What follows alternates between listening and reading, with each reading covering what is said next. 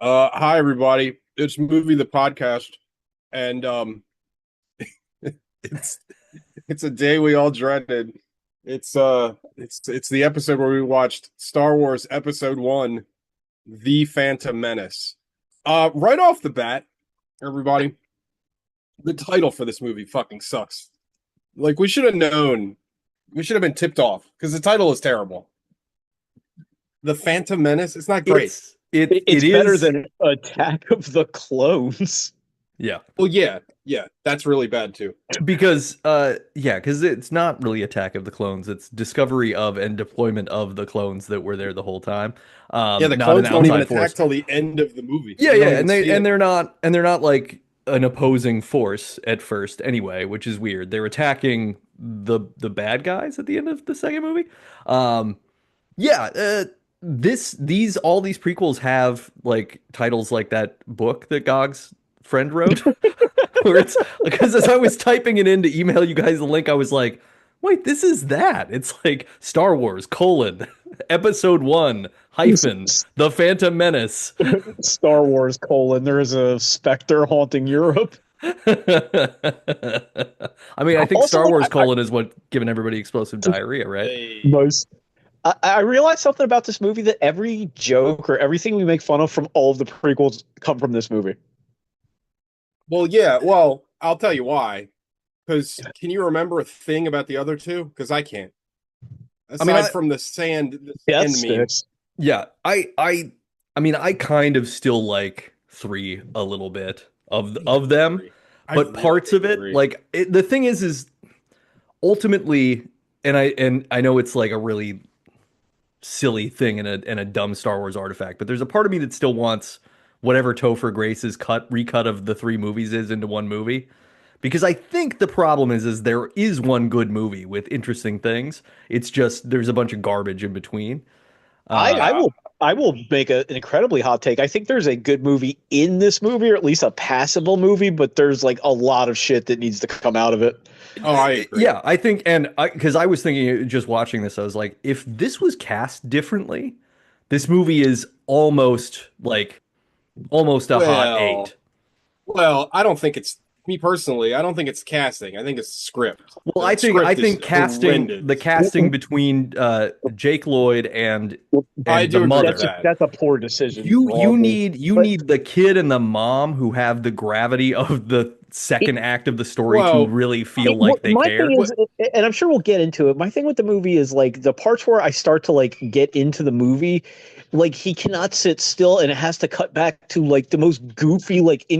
incongruent shit you've ever seen in your life, and it's like Yeah. it is hard to Well, watch. we'll get into it, but to get back to your point, Nate, about the casting, I think the biggest sin of this movie was that George Lucas wanted to make a children's film Well, because I was gonna say, like, part of the the, problem, this is a movie that deals a lot in slavery and the ownership of people, and it itself serves way too many masters.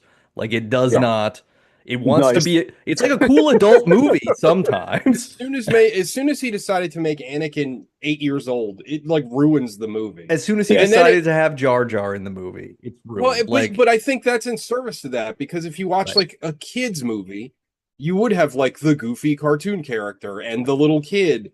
But like again, it doesn't really. We'll Well, get into it, but it's but Yeah, also yeah, like Tinker Tailor Soldier Spy in parts, and it's also like a kind of a right. bog standard like naval warfare movie. So like it's like Nate said, there's too much shit going on. But I'm That sure we'll get into it deeply. that later season Simpson episode that makes fun of this really did nail it. Where that like Table dishes. AT like breaks through and he's like I have an amendment to the proposal.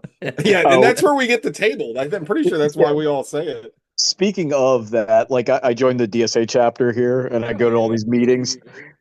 And like, there's one guy you can tell he's like an old commie. He's like obsessed with decorum and the rules, and it's like that's not how you do a motion. That's not unanimous consent. It's like, all right, bro, relax. What about the Anyway, rules? we got almost all the beef in the barn. It's your Yeah, boy we got new TJ, it's gogs. Nate. We got we got that's Alec and right. Sean, and as you can already Just here, I'm tell, just here to make sure that you crave Gog's Classic now and again. I mean, he's going back to, he actually is going back to Gog's Classic because he used to miss the show like all the fucking time. And then he had a pretty decent run of making the show, but now he's reverted. I'm not gonna lie. But anyway, At one point, I just thought he was done. yeah, that's true. He was gone a lot. I really just thought he was not doing the show anymore because he could never, like literally, like a couple of months straight, he couldn't make it, or he made it like once out of a few months, and I was like, oh, do it anymore. And Yeah, Phoenix from the ashes. He came back. he does it. He does it so we want him more. He made it a point to be very consistent for a while, but now it's. I think here's my theory. I think Gogs is a precog, and he knows what movies we're gonna do, and he needs time to bank all of his summaries that he does that are so well done and witty. So he's pre-writing that while he's not on the show. I don't like the idea of precogs. I don't like the idea of having 2 Gogs in one day. But anyway, as you could tell from the beginning of the show, we watched episode 1. We have a lot to discuss. Possibly the movie I've seen the most that I also hate the most, because I've seen this movie. This was like my 12th viewing of this movie too. Because it's also like a comforting I don't give a shit movie, which is weird. Well, if you also like add in the amount of times I've watched the Red Letter review of this, it's hard to like separate from it. I will say upon this viewing, we'll get into it, but I did not remember how absolutely boring most of this movie is. Like, it takes so long to get from set piece to set piece. But anyway. Oh man, I kind of disagree. I digest. What did you guys watch this week? We're gonna start with Nate because he said he watched a lot of things. Ooh, it's me. Yeah, I watched 5 things. Wow, that is 5 is a lot. 5. That's what Nate watches regularly. Yeah, that's fair. Two of these things I had to watch for the film club that I attend in addition that we don't record. I know I've talked about this, and it's shameful that we don't record our conversations about movies. Yeah, I agree. The first thing I watched was The Hunt for Red October because I'm trying to watch all the Sam Neill movies that I haven't seen. It's great. Seen that. It's That's like really one of those good. one I'm surprised I've never seen. Yeah, it's John McTiernan. So it's Die Hard, Predator, that guy doing the movie. Didn't he make Rollerball? He did make Rollerball. He went to federal prison for Rollerball. As he should. Hunt for Red October is like I gave it a 4.5 out of 5. It's excellent. Out of 5, it's a 9. It's a 9. It's an excellent movie. Alec Baldwin's really good as Jack Ryan. I don't know. I have a lukewarm feeling about the Tom Clancy shit generally, but this was good. Did you read those books when you were a younger teenager? Because I know I read a bunch of them. I did all the I was reading a lot of King and Crichton stuff at the time that was happening, and I think they just kind of flew by me. King and Crichton sounds like a terrible IDW comic book from the 90s. I unfortunately read a lot of those books when I was a kid because I thought it was smart literature. Yeah, my parents wouldn't pay for movie tickets, but they'd buy the novelization at Giant. So I have a bunch of the fucking Harrison Ford on the cover Tom Clancy books. Yes. I feel like I had to have talked about this before, but I had the novelization of Spaceballs. Wild. The novelization of Jurassic Park, which was not exactly the same as the book. Oh yeah, I do remember that. Because they did. It was one of those things where they put the film stills in the middle. You remember they'd have the glossy color. Oh, that wasn't the original book. That's the one I had. They would slap that in the middle, and then they had it was a rewrite of the book that went with the movie plot instead of the version where Hammond dies and all the other things that happen in Crichton's book. I've never read the book then. I've only read that version of it. I didn't realize they were different. Yeah. But yeah. Also, real quick, sorry, Nate. Go ahead. We're going to get out of here at any point, but at least it's Friday. Yeah. Did you guys know that Chris Claremont wrote the novelization of the X-Men movies? That's got to be fucking insane. I bet those books are 4,000 pages long. The Singer movies? Yeah. Oh, no, well, I don't know why I said it like that. Yeah, that's so weird. No, I had no idea. The McGee movies. Yeah, the Ratner movies. Just X3. You're like, bro, you got to clean this up. That's crazy. I had no idea. But yeah, Hunt for Red October is great. I recommend it if you haven't seen it. I need to watch it. The thing that's great, I mean, especially, I don't know. This will go into another movie that I watched a little bit, but like, it's a movie that has a message about war and how people who are rational and decent can prevent us from just destroying ourselves because of all the egos and dicks that are What swinging a, around. what a poignant statement to make in our Yeah, current how I mean, times. just, quaint. just a wild, Yeah, very, it's a very wild quaint. tangent, completely I not in. Um, sometimes because I talked about oh, The Fugitive or something on here one time watching it. I was like, they used to make movies for adults, like 40 yeah. year old adults. Like, this is just for you. Like, in if I recall that movie, it's kind of one of those movies. Like, it's a good movie, but it's like made for like that specific audience. Yeah, I mean, for being a McTiernan movie, like there is no action to speak of until the last 15 minutes. And it's very brief. Like it is otherwise a tense, like this is a submarine cat and mouse thing about smart people trying to convince dumb people to do smart things. And and the notion that like no one is inherently what they appear to be, or or just like nationality doesn't mean anything. Like just because you're a Russian submarine captain doesn't mean you're the bad guy. You don't have to be the bad guy. One of the coolest things in the movie is that I mean, aside from the fact that Sean Connery makes no attempt at a Russian accent and is just a Scottish man the entire time, is they speak all of the actors on the Russian sub. Everybody's speaking Russian for the first, I don't know, 8 to 10 minutes of the movie.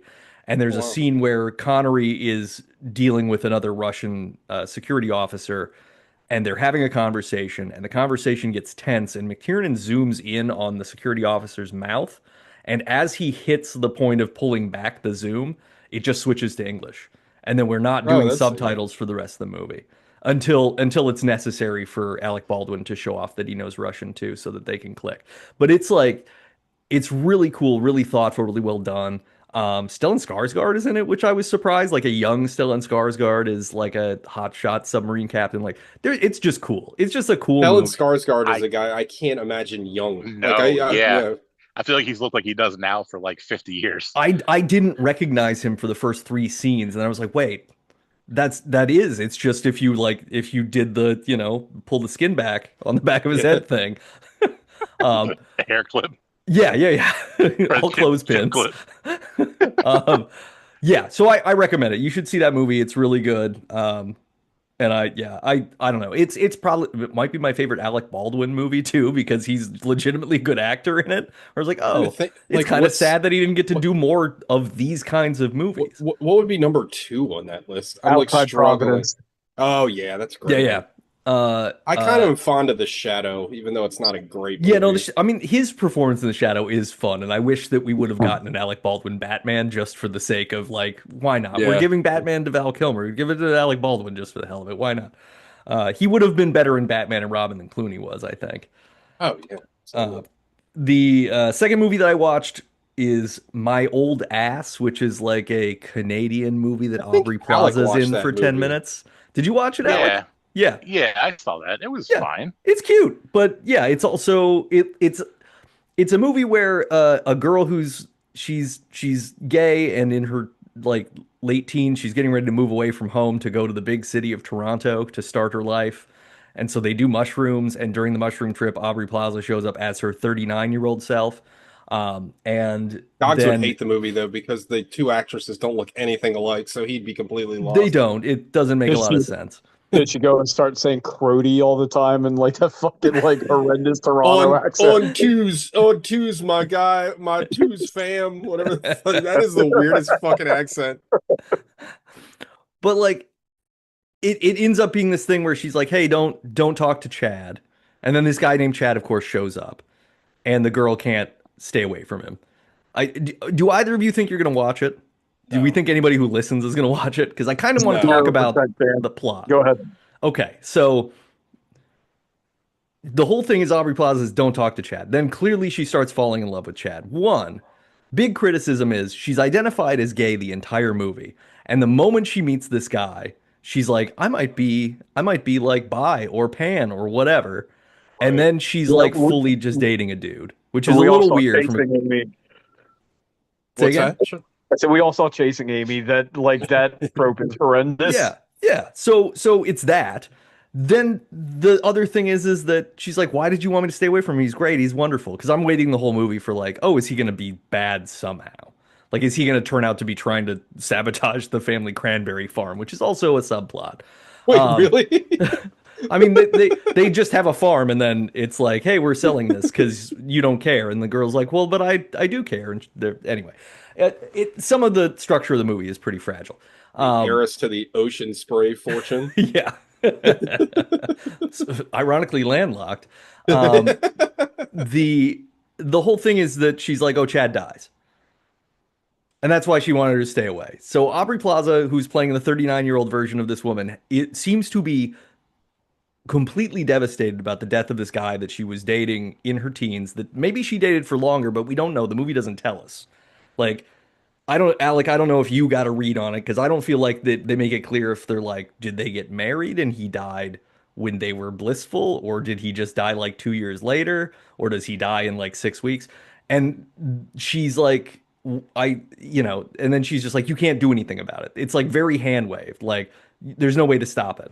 I'm like, there might be a lot of ways to stop it. Like, even if he dies of cancer, depending on when he dies of cancer, you can tell him, like, hey, start screening your prostate now, buddy, because, Yeah, get those monthly prostate exams like they recommend. yeah, I mean, you can self-administer. It's not that bad. It's a lot of fun, Yeah. actually.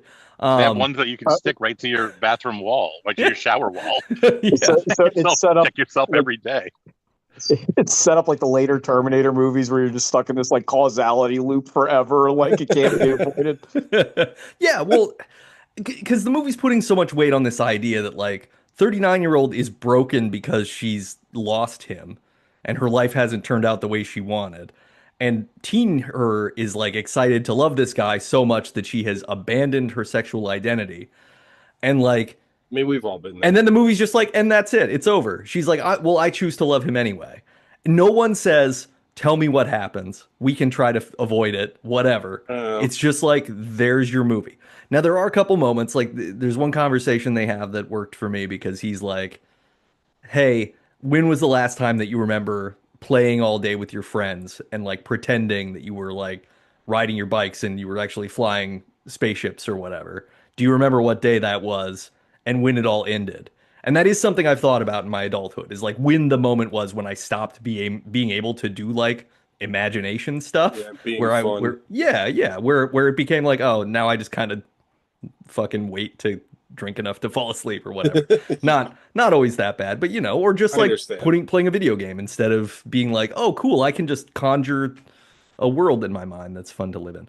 So Fun fact: every time I come to visit Nate, this is the conversation we have the first day. it's true. It's true. We always go right into the depths immediately. Very morose. So yeah, it's one of those things where I'd be like, if you feel like the kind of movie it is, check it out. It sells itself as being funny, and it's not really, and it's kind of serious, but it's kind of not. It does have the best sort of pickup line involved, because when she and Chad are finally going to hook up, and they do, she's like, I've never had dick sex before. And he says, do you want to have dick sex? And she's like, yes. And so now I believe that anybody who has a partner or wishes to should at some point say, my darling, do you want to have dick sex tonight? And then you can do that.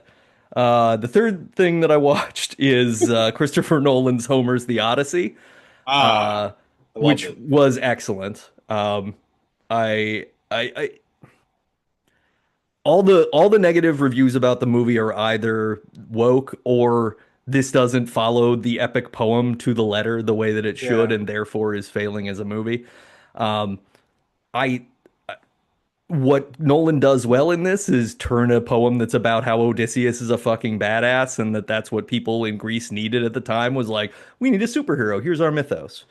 It turns it into a movie where it's like, well, what if you actually kind of felt bad about like duping an entire city of people with a gift and then massacring them? Yeah. Maybe that would feel bad. A little bit. Yeah.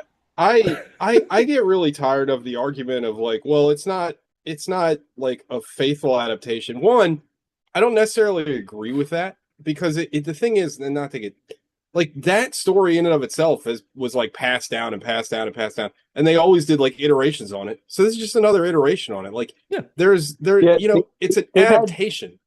They've had plenty of time to make a faithful adaptation of this poem from antiquity. Yeah, and I mean the thing is though, like it's an interesting take. I think it works as a movie. Like I really enjoyed it.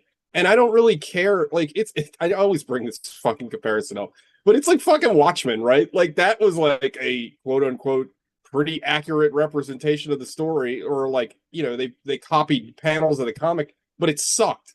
Like it was Yeah. terrible because it missed all the nuance. Whereas I feel like this movie kind of, I don't know. It kind of like Nate said, it kind of reevaluates. Kind of, it does what Nolan always does. It's a little bit more. Obviously, it's not like realistic, but it grounds it a little bit more than what you were expecting, and I think it does really well. The cast was great. Matt Damon was fucking awesome in Yeah, the movie. yeah. Like I everybody think was really everybody's good. good. Everybody's good. Like Bernthal's good in the movie. Like he's Bernthal's fun. great. Like Everybody's good. Like I really liked it. There's a hell yeah moment at the end of the movie, which is great. I like the yeah, monster designs. Like I don't know. I can't wait to watch it again, to be honest. yeah. I think Speaking, part Um, of. Go ahead, Sean. I was gonna say, speaking of people like getting ready to bitch about adaptations, did you guys see that the new Thomas Crown Affair is going to be? The plot is that the Michael B. Jordan character will be stealing artifacts to return them to like their natural homes. So people are People are going to be gonna like, lose their "No, fucking mind fucking." over that. I think So it's a good premise. I mean, he's this just is he's just Killmonger. Yeah, basically that, like Which smooth cool. Killmonger. But I think it's. I mean, if you're gonna remake that movie for the third time, I don't think that's a bad fucking plot at all. I kind of like, and I like Michael B. Jordan. Like, Yeah. that sounds interesting. Like, I don't, I get so tired of like, I don't know, the discussion around the fucking Odyssey has been exhausting because it's just been like one bad faith argument after one bad faith argument, and all these right wing grifters are like the movie's gonna bomb, and then it made like a bunch of money, and then after it made a bunch of money, they're like, well, it needs to make Yeah, with advertising, it's it gotta. needs to make Yeah, $1 billion because its actual budget was 800 million or something, and it's like, who? First of all, I know I've said this a million times on the show. There's nothing worse about current movie discourse than the constant talk about the fucking box office and the fucking budgets. I don't care. I don't give a shit about. They could spend $1 trillion on the movie. I don't care. If it's a good movie at the end of the day, that's all I care about. But this everybody is now right. is like, We need to be more socialist in our movie making and in our actual social programs. I I don't mean, care how much it costs as long as it does the thing it's supposed to do. well, I'll I give support that, obviously. Yeah. So I'll yeah, give yeah. one caveat to that, like with like a Blade Runner 2049 or movies that we actually love. Like I do kind of check to see if they do well because I want more movies like that, and nothing I like mean, sinks a Sure. movie I faster than don't, a big humongous I don't, bomb. I don't disagree with that, but at the same time, like it just gets so tiresome. Like, and with this, the Odyssey shit, people are like, well, after it's our, they keep moving the goalpost, right? Because then they're like, well, when Spider-Man comes out, Spider-Man's gonna make more money. It's like, who? Why do you care? Like, Jesus fucking What's Christ! better, fucking Muhammad Ali or anti-lock brakes? Like fucking Yeah. move on. The Like, just problem, talk yeah, about the the fucking. When we get to mine, I watched a movie that's gonna probably make $40 in the theater, and I loved it, and I don't care. So yeah. No, I whatever. mean the problem is we just have too much everybody's built their identities on these stupid takes instead of just It's caring just about so. anything that matters cuz yeah, I mean it's great that the Odyssey's making money because but it's also like it's a Christopher Nolan movie. It was going to make money anyway. Like I don't know. I it, and Even if it was a horrendous bomb, are they gonna like be like, no, Christopher Nolan can't make any more movies? Right, Like, right. No, they're exactly. going to be like, no, he's actually he's okay. He's 9 for 10. Shit, we'll I give him mean, Yeah, another shot at least. Christopher Nolan's kind of a hack. His favorite movie is Tokyo Drift. I thought you loved Tokyo Drift. I do, but I'm also a hack. Oh, fair. Oh, I see. You're just trying to get a job on his next movie, like Yeah, absolutely. because Yeah. we know he listens. Yeah, Oh Um, I'm yeah. too furious.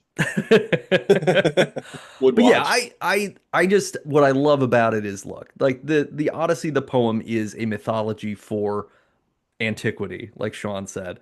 The Odyssey, the movie, is a mythology for what we're dealing with now, which is involving like the idea that just having high T warriors crushing whoever's in their path is somehow virtuous and therefore valuable. And it's like, no, maybe the gods aren't pleased with that.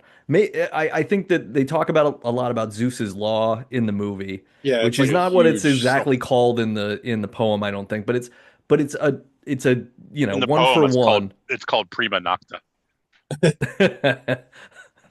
Well, but but you in know, the it's movie, a concept I feel from like they hammer it home in the movie because it's like very easy to understand. You know what I mean? yeah. Like it's Well, a it's very what I love about it is it deploys itself as a very nice allegory for the way that sort of Christianity is manipulated in our modern era too, where it's like, hey, oh yeah, everybody says they're following Zeus's law by being charitable, but actually everybody's being a dick, and it's yeah. not about what it's about anymore. Why does Zeus, whenever he wants to fuck somebody's wife, like turn himself into an animal? That seems like he's Goat. adding difficulty to it. Well, yeah. I mean, also like Well, Helen. he's just a scamp. Everybody was bitching about Helen being black. Not everybody, obviously, just idiots. But like Helen in the myth was like hashed out of an egg. Like, are you really like complaining about like I didn't see the egg Well, scene? they Like, see TJ. They assumed it wasn't one of those brown eggs. They assumed it was a white egg, ah, and that's why they're upset. you know what blew my mind? A fact that probably everybody knew, but I didn't learn until I was like 30. You know the difference Chocolate milk between comes from brown cows. holy shit, what? Holy crap. Oh no. You know the difference between brown eggs and white eggs? It's the Nothing. chicken. It's the color of the chicken Yeah. that Oh. has the Oh yeah. egg. Yeah. I had no idea. I My literally no idea. my sister, my stepsister and her husband have chickens, and she sent me a picture, and they had Quit like bragging. they got blue chicken eggs, they got green chicken eggs because it's all just different breeds of chickens lay Some of different them colored blue eggs, eggs. Some of right? them blue eggs for It's breakfast. that's Star Wars universe stuff. You can have a side of blue milk. One last thing before we move off the Odyssey. I thought that Robert. First of all, I'm starting to believe that Robert Pattinson's like our Oh, best he's actor. our generational guy. Yeah, He's yeah, so good. he's But it. he like I thought he was like the best shit heel I've seen in a movie since like what's his name? Joaquin Phoenix in Gladiator. Because like Yeah. in that movie, you hated him. He was such a good heel because you hated him so much and you just wanted him to fucking get his shit kicked in. And that's just like Robert Pattinson in this movie. You're just like, I just want him to get fucked up. I hated him so much. Yeah, He was because so fucking good. he's so perfectly sniveling, but also Oh, he's that like rich kid in class that treats everybody else like dude, shit when he was nobody's so looking, good. and then I mean, sucks up to the teacher. Like, yeah, I he's love him. perfect. Because we were talking about what was the movie I watched a couple weeks ago with him and Zendaya where they were getting married. What's that movie Oh, called? the The drama. drama. The drama. I love that. I know he was great in it. Mhm. Zendaya is also good in this movie. She's kind of barely in it, but she's great in the movie too. And I won't spoil it, but the little kind of twist they do with her Yeah, character towards the end, it's I was excellent. like, well, that was really clever. I Like I thought that was genuinely really didn't expect interesting. that. I Me thought neither. that was And one of the most like I could not pick up the telegraph at all. And Nate, like we can talk about this after because I don't want to spoil it, but like there's also kind of like more discussion about who her character actually could be. And like, I don't know. When I watched the movie, I had a very clear-cut reading of it, but then I was reading like discussion. I was like, oh, yeah, I never really thought of that. To Yeah. But keep her a secret, to keep I love the movie. her real identity a secret for the Odyssey verse. Yeah, That's right. Yeah, basically. because she will return in Odyssey. Also, the special The effects, OC, the OCU. the special effects in this movie are fantastic. That scene Yeah, with the yeah. Cyclops is so good. The Cyclops is so great. well done. The Cersei pig transformation thing, which I'm pretty sure like the Armand Desante miniseries did like remember as an that, yeah. Animorphs situation. Dude, I gotta This say was something funny about the amazing. Amanda Sante Odyssey movie. I watched that. I don't know. That movie came out like a million years ago, but I watched that on TV, like with commercials. yeah. I think it was like 5 hours Yeah, 'cause long it was with commercials. 1999 or something that it Yeah, came out. it was terrible too. That But I was watched the whole that thing. was like the last of those epic miniseries things Yeah. before TV was like, oh, this isn't going to work anymore because people have cable and they don't like this. Yeah. Spoilers. It's not very good. I would not No, recommend you watch it. I remember it not being good. The Cyclops Is it looks better? cute though. Is it better or worse than The Stand? I think it's which worse than one? The Stand because the I like like The Stand. The original. The Yeah, new Stand doesn't even count as a movie. no, Yeah, I mean, I did watch the new Stand also. I was that It's would be the terrible. sixth It's thing. not good. I It watched is it too. real bad. It's like I love the original. I Yeah. haven't watched. I don't know if it would hold up now, but like I love that shit. I own It the does fucking not. VHS tapes. The like 4-pack. Yeah, I Yeah. love that shit. I got I Rob read Lowe this. in it and and I read the Dauber stupid from book. Coach. That was like one of Patrick the MOON, that Starfish. spells coach. that was one of the beginnings of TJ only reads books that he's watched the movie of. And I remember I bought the book and it's this huge ass hardback, but I bought the fucking like extended version of the book, so it's even Yeah. longer. He So it's added, yeah, because he adds like 200 pages of Yeah, stuff it's to the insane. beginning that It's is wild. completely unnecessary because I've read both versions, and the Stephen extended King, version is a waste of time. he's like one of the few authors that like engages in noodling. Like it's Oh just like yeah, absolutely. Yeah, yeah. It's a good way to Oh, put it. and the scary thing is that his noodling is almost always like toying with racism in a way that is unsettling. Yeah, Because yeah. he well, likes to do, there's a especially in The child Stand. there's a kitty gangbang every once in a while. Yeah. Yeah, So that too. Oh man. But yeah, I Yeah, did. that scene. So yeah, Odyssey's great. See the Odyssey. I did watch the Stand miniseries from 2020. It does have Did you? elements. Yeah, it Did you does have just? elements of. I watched that over the last week and a half because I'm talking about on my other podcast in a couple weeks. Um, it's it does have the elements of the story, The Stand, but it also does the like prestige TV of the 2020s problem where it tries to make everything kind of into a puzzle box and juggle the timelines and stuff. We have a real problem now with visual media about just not doing linear storytelling anymore. Everybody thinks that if they have a boring story, they can just move the order that things happen and it will become interesting. And that's not actually how things work. No. It just makes you disappointed that nothing ever happens and you waited the whole time. Um, which I guess that's the point is they just want you to watch it whether you like it or not. They don't actually give a shit. Um, I watched 1942's Cat People, Oh, which I love I've that seen movie. before. It's fantastic. I love that movie too. What a great horror movie about how nobody will listen to a woman until she ends up killing others and getting herself killed. Uh, yeah, it's That's a so good well one. done, and it also features like cinema's first jump scare when the bus pulls up. Yeah, Um, yeah, that's true. so pretty cool. And the last thing I watched was Supergirl. I watched Supergirl. Oh, I put Oh, it on the Plex. I haven't Yeah, watched it I yet. You saw it I know, on watched there and I was like, I'm it, gonna check it out. it's I so watched that. funny. I watched that as well. Oh, Oh, good. it's Okay, well, tabled. cool. It's tabled, and we'll talk about it when we get to you, Alex. So that's me, Sean. nothing. Alec. Damn. Supergirl, Great. Let's talk about untabled. it. I actually watched. I watched Supergirl because first I watched Superman again, Hmm. and that man is super. He Yeah, I is really pretty David like that super. Cornsweet. movie. David Put Cornsweet it, is very. put it on the poster. You'll You will believe believe a that. man can be super. Yeah, you'll believe that Alec likes a superhero movie. I'm very fond of that film a lot. It's very good. It's You've very. never seen It's that film in your life.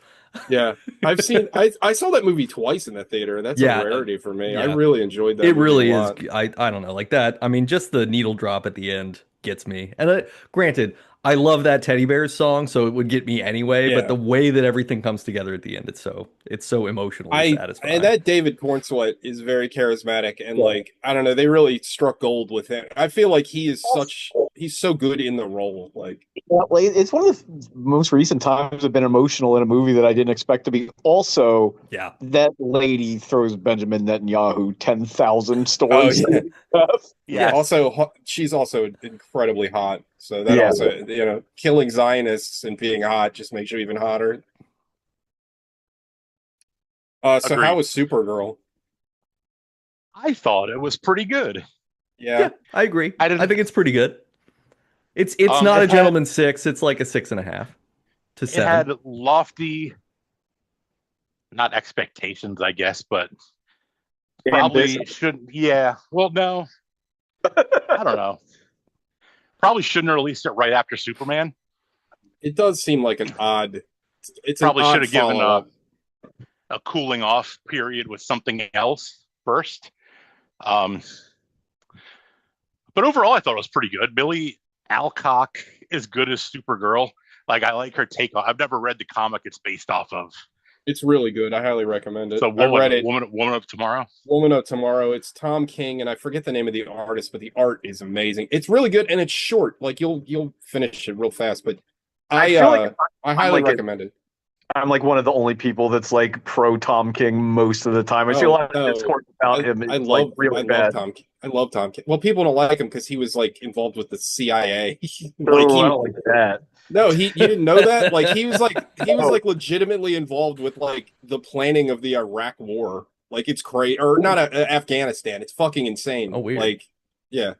That sucks because he wrote maybe the best Green Lantern story Oh, ever. his dude, he's a great And writer. Like I love that Vision book he the Vision's did. really good. The Mr. Miracle is excellent too. Mr. Miracle's really good, which they're adapting into a cartoon show, which I'm really excited about.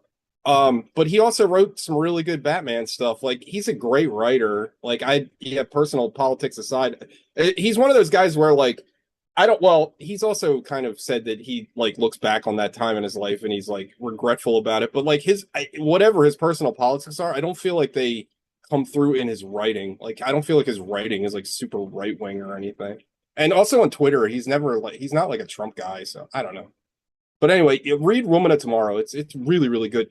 And the biggest complaints I've heard from nerds is that it strays too far away from the comic. But So I don't know. That what's the comic about? Like just high level. it's the comic is basically it's True Grit.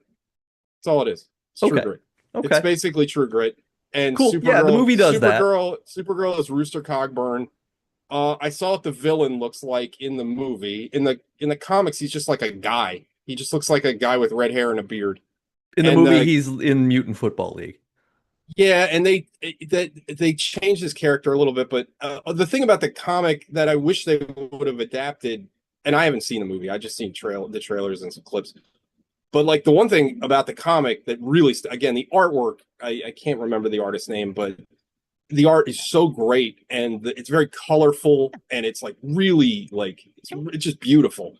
And the Superman movie that James Gunn put out, what I loved about that, one of the things I loved about that the most was how colorful it was. It Mhm. felt like a comic book, like it was very colorful, very like had comic booky things like him saving the squirrel and all that crap.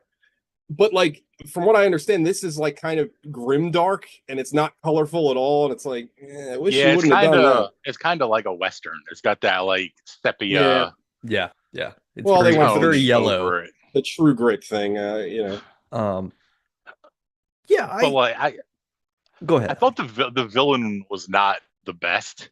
I agree. He was kind of very flat He as just opposed doesn't to really even do anything in the movie other than sneer occasionally and then get yeah, out of the frame. Um, pretty much. which that's the tough thing. I don't understand how they forget that like you need to have a compelling villain to make these movies work because if the villain seems like a person who thinks they're doing the right thing, you have conflict. That's right. fun. If you just have a guy that's like, I'm obviously the child trafficker asshole and I'll appear when necessary, it's not interesting. It just feels rote. Yeah.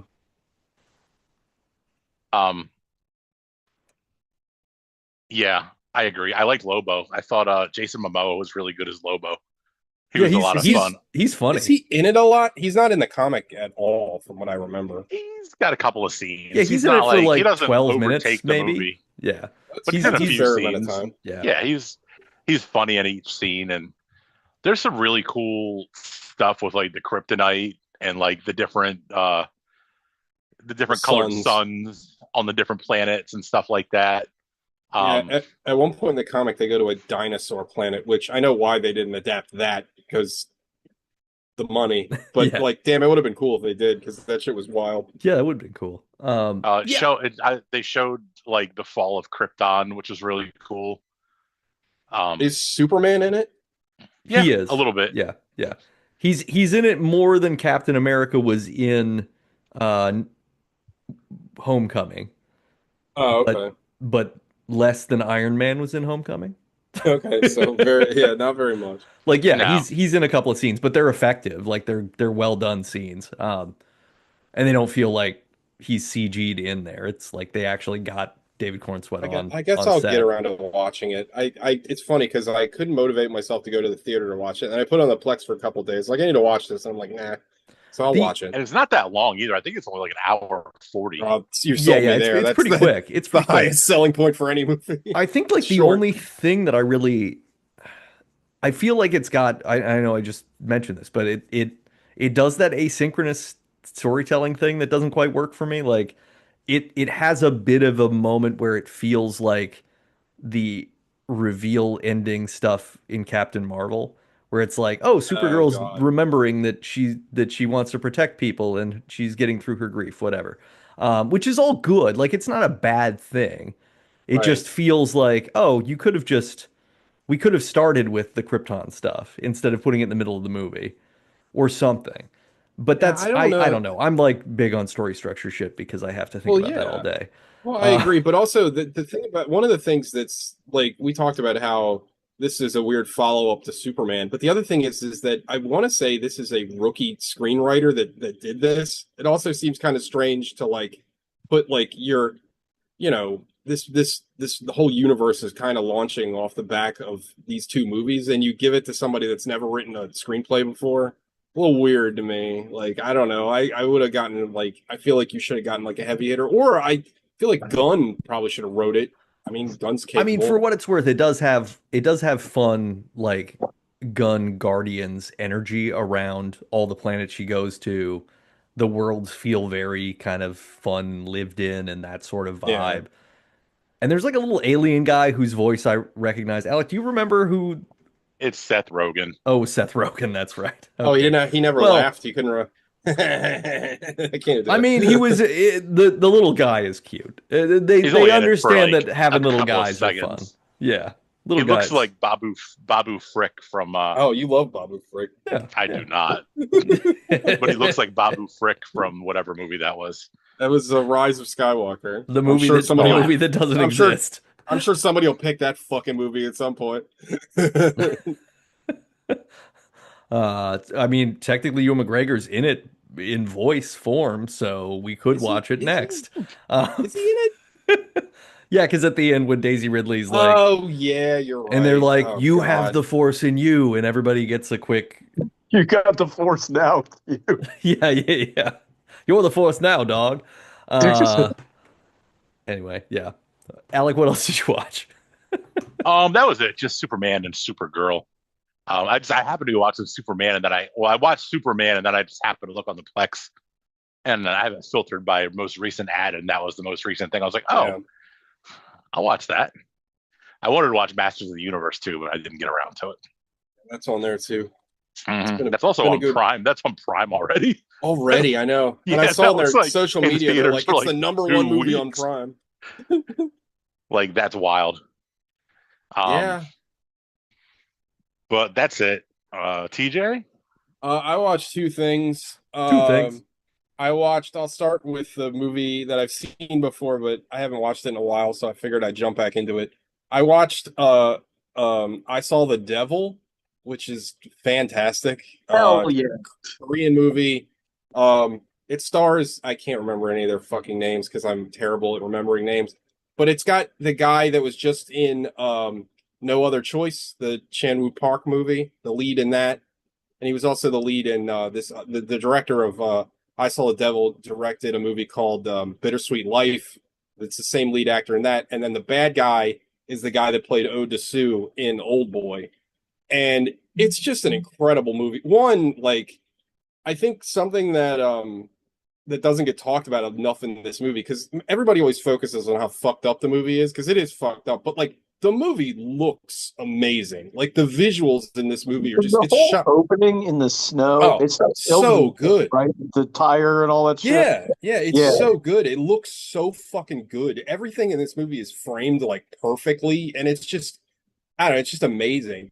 But the Nice. plot of this Okay, movie, if you're I'm not, gonna watch this. I'll watch it's this. I won't like spoil the whole movie since Yeah. we're about to watch No, it. but I But mean, if it sounds epic, so I'm gonna check it's it out. so fucking good. The premise of the movie is very simple. The beginning of the movie, this guy who's a cop, his girlfriend gets killed by this serial killer on the side of the road, and then it's like in his grief, the cops like decides he's gonna go and find the serial killer and get his revenge. So simple, like Korean movie from the early 2000s. They're all about revenge. Their gross national product is revenge. Um, but Well, in anyway, BTS. yeah, hell yeah, love BTS. But anyway, so he systematically like he tracks down all of the like suspects and brings them to justice because there's a great scene where he's trying to find the serial killer, but he finds this guy that's just like a pervert, and he's also a killer, like he's also done bad shit. But the guy's like whacking off, and he like fucking beats the shit out of him while he's like jerking off at his computer, which is it's just funny. But anyway, he eventually finds the serial killer. So the gist of the movie is that when he finds the serial killer, he's not just going to kill him, he's going to torture him, and he's going to make him feel all the pain that he has felt. And like he when he first attacks him, he like beats the living shit out of him, and he fucking jams this tracker down his throat so he knows where he is. And the serial killer doesn't know this at the time, but he jams a tracker down his throat. And then after he literally like beats the shit out of him, he breaks his hand, and then he throws him in a ditch, and he puts a bunch of money on him. So he's like basically, and I think at that point he calls him and he's like, "Hey, like this isn't over, and your life is hell from now on." But he gives him money so he can get cab fare to go back to wherever he's going to go. Then the one thing another thing I like about this movie a lot is it's incredibly dark, but I like the idea that there's these like, I don't know, a lot of like horror stories I like kind of deal with this, and it's kind of like a David Lynchian thing, how there's this like normal world that everybody lives in, like the normal, regulated civil society, right? But just underneath there's this like horrible den of evil people, right? Because the serial killer goes to get a cab, and then he realizes that the cab driver has been murdered and the two people in the car murdered him, and it has this hellacious fucking knife fight in the car while they're driving. And then eventually, like again, I'm not going to give the whole movie away, but eventually the serial killer ends up going to a friend of his house who's also a serial killer and a cannibal.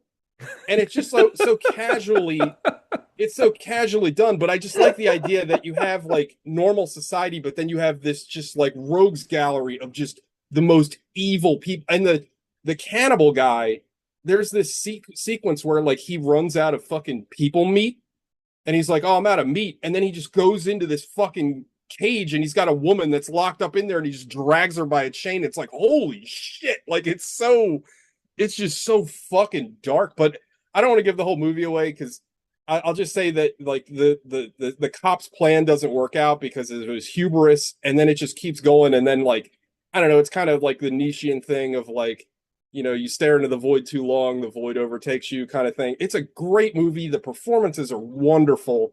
It is incredibly violent, and there's like what I like to call thinking man's gore in this movie. Like there's a part where the cop. You mean like Al Gore? Oh God, yeah. I will. There's a part where the cop stabs the serial killer in his fucking like behind his ankle, so he like severs his fucking tendon behind his foot. I'm like, oh my God, like that's so disgusting. Like, oh my God. It's like in Hostel. Yeah. Yeah, actually, yeah, that does Hostel. happen in Hostel. I forgot about that. It's just such a great movie. I highly recommend it. I can't, again, I'm terrible with names. The director that made this movie, funny enough, he made that, I think we watched it on the show, that Arnold Schwarzenegger movie, The Last Stand, with Johnny Knoxville. Didn't we watch that like a million years ago? We did. We did a Yeah. like kind of alpha version of the show. I think that might have been pre-Alec. That's the same director, but he's made A Bittersweet Life, which is like a like mobster like movie, mobster revenge movie that's really good. He made this horror movie called A Tale of Two Sisters. It's like a ghost story kind of movie. It's great. He's made this. The guy's fantastic.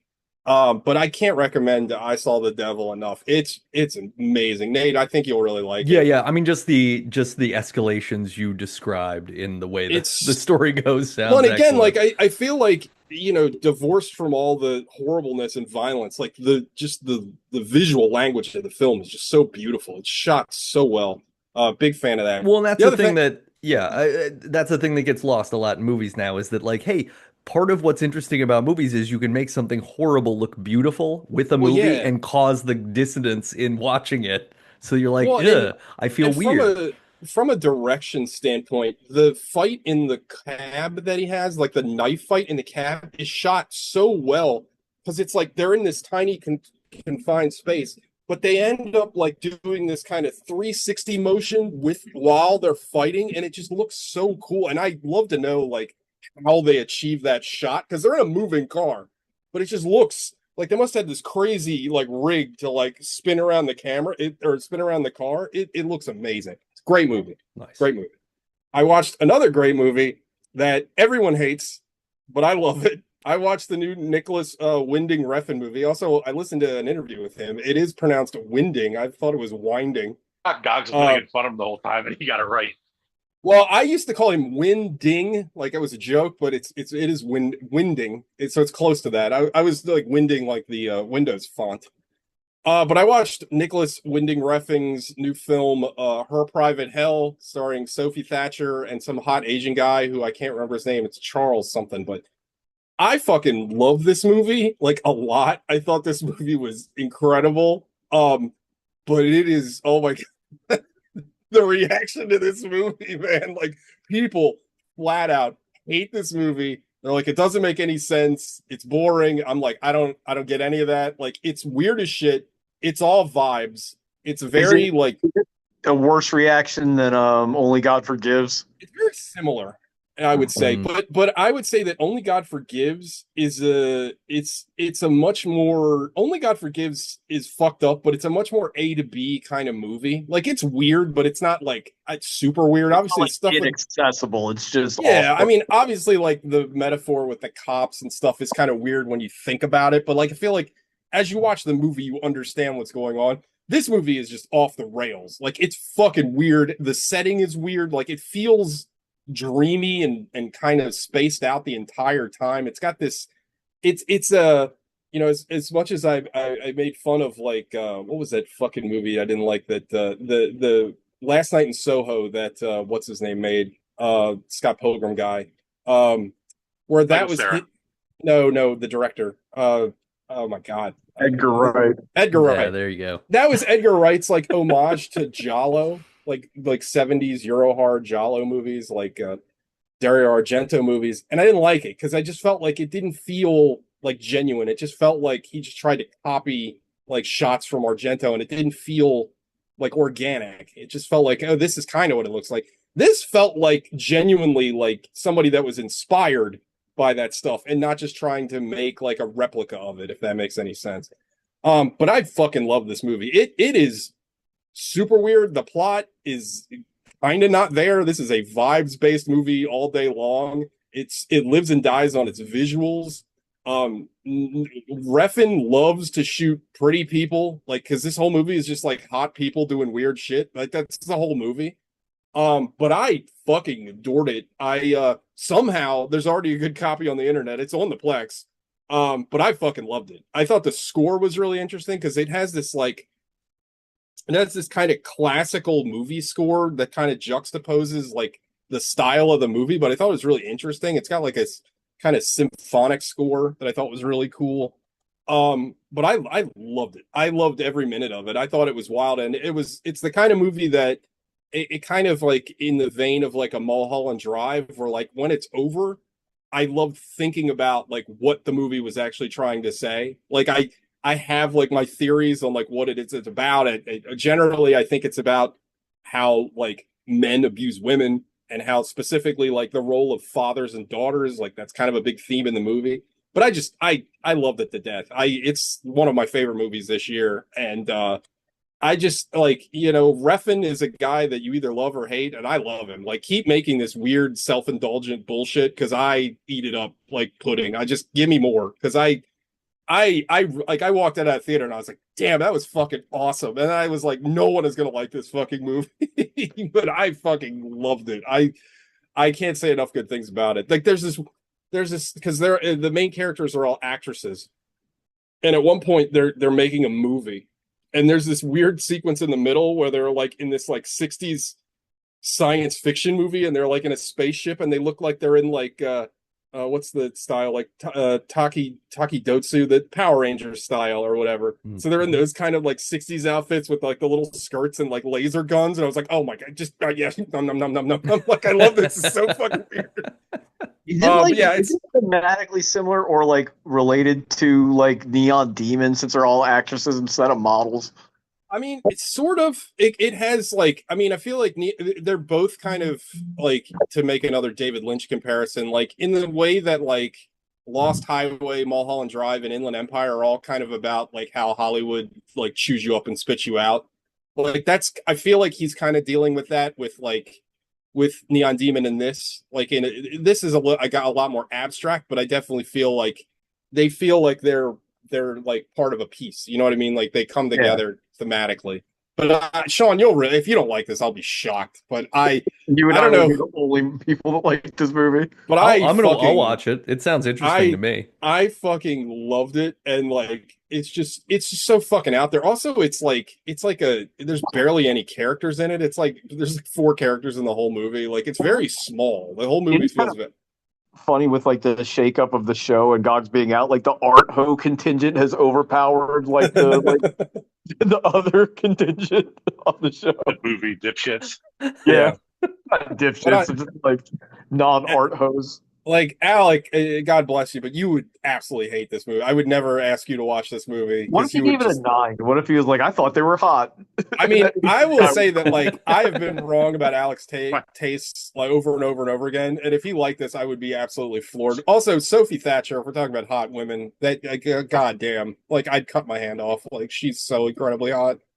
Great actress too. I'm glad she's getting more roles and going to be in more stuff. But she's great, and she also plays like that great like Refn character that barely says anything, like kind of like Baby Goose in Only God Forgives. Like it's very stoic, but like a lot of like acting, a lot of emotion just from like the looks that she gives. But I this is a fucking 10 out of 10 for me. I fucking loved it. Like I can't say enough good things about it. I've already watched it twice. I watched it when I put it on the Plex. Like I fucking adore this movie, but your mileage may vary. A not great movie at this point. Like no, I haven't watched his Netflix show, the vampire show, Copenhagen. I think it's called Copenhagen Cowboy or something like that. I haven't watched that. That was good, Alex. But I like it. I really liked his show that he did on Amazon with Ed Brubaker, Too Old to Die Young. Yeah. I really like that. But no, I that guy's he hasn't made a bad movie. Like I love all of his movies, and it's funny to like watch people. They're like, I want him to go back to Drive, and it's like, well, did you ever watch like Bronson? Did you ever watch the Pusher trilogy? Like he's kind of made those movies before. Like watch those. Like he's obviously. Ugh. I love Bronson. It's so good. I know you do, buddy. I love that movie. Bronson, mainly because Missouri? you get to see. Yeah, you're in Bronson, Missouri. Mainly because you get to see Tom Hardy's penis in that movie. I'm a big fan of that. His achievable penis. Finally, but anyway, representation in a major Hollywood film. Yeah. Thank God. But yeah, that's what I watched. 2 bangers. I really, really, really liked both of them. So yeah, that's what I watched. So. Nate, what happened in Star Wars Episode 1, The Phantom Menace? Before we start, I gotta say, TJ texted me. I think he was 2 seconds into the movie. He said, the title crawl is even goddamn boring. Yeah, the title crawl sucks. Yeah. The title crawl, just reading the title crawl, you're bored. It sounds like CNN. It's so fucking boring. For comparison's sake, I'm sorry, Nate. No, comparison's sake, I went back and I watched the fucking title crawls of Episode 1 through 3, and I'm like, yeah, these aren't bad. These are kind of exciting. Episode 1. Or 4, 5, and 6. I watched those and I was like, okay, I get it, and it's kind of exciting, and I'm excited to see what happens. Not in this movie. I'm like, my God. I think the thing that because I remember being I'm still 17 when this movie comes out because it's summer of 1999, I think, and going to the theater, like standing in line at 11 o'clock to see a midnight opening showing of this, and being so excited that another Star Wars movie was coming, that the crawl rides on that excitement, and that's why it didn't have to be good when the movie came out, but it does now because it's boring as fuck.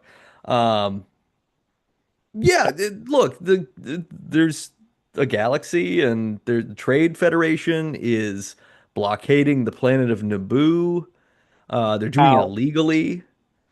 They're able to blockade in 3-dimensional space somehow, as Sean astutely pointed out over text. Like, how exactly do you stop things from going in all directions at once? Across the entire you can. Yeah, George Lucas, for all his creativity and ability to like rewrite Dune for dum-dums, like has like very little concept of how big a planet actually is. I mean, this comes up more into that later. Yeah, it's also like he has this issue that it plays a lot of science fiction. Again, it works in Dune, but like the single biome planet or Yes. whatever, like Yeah. whatever planet they're on, it's all that. Like Tatooine is the whole planet is a desert, or like it's Hoth is it's all very ice. all ice. Naboo is all city. Yeah. Naboo is all like The perfect. biome of city. So yeah, there's this blockade, and we have a couple of Jedi are showing up on a Trade Federation donut-shaped space station to negotiate this conflict.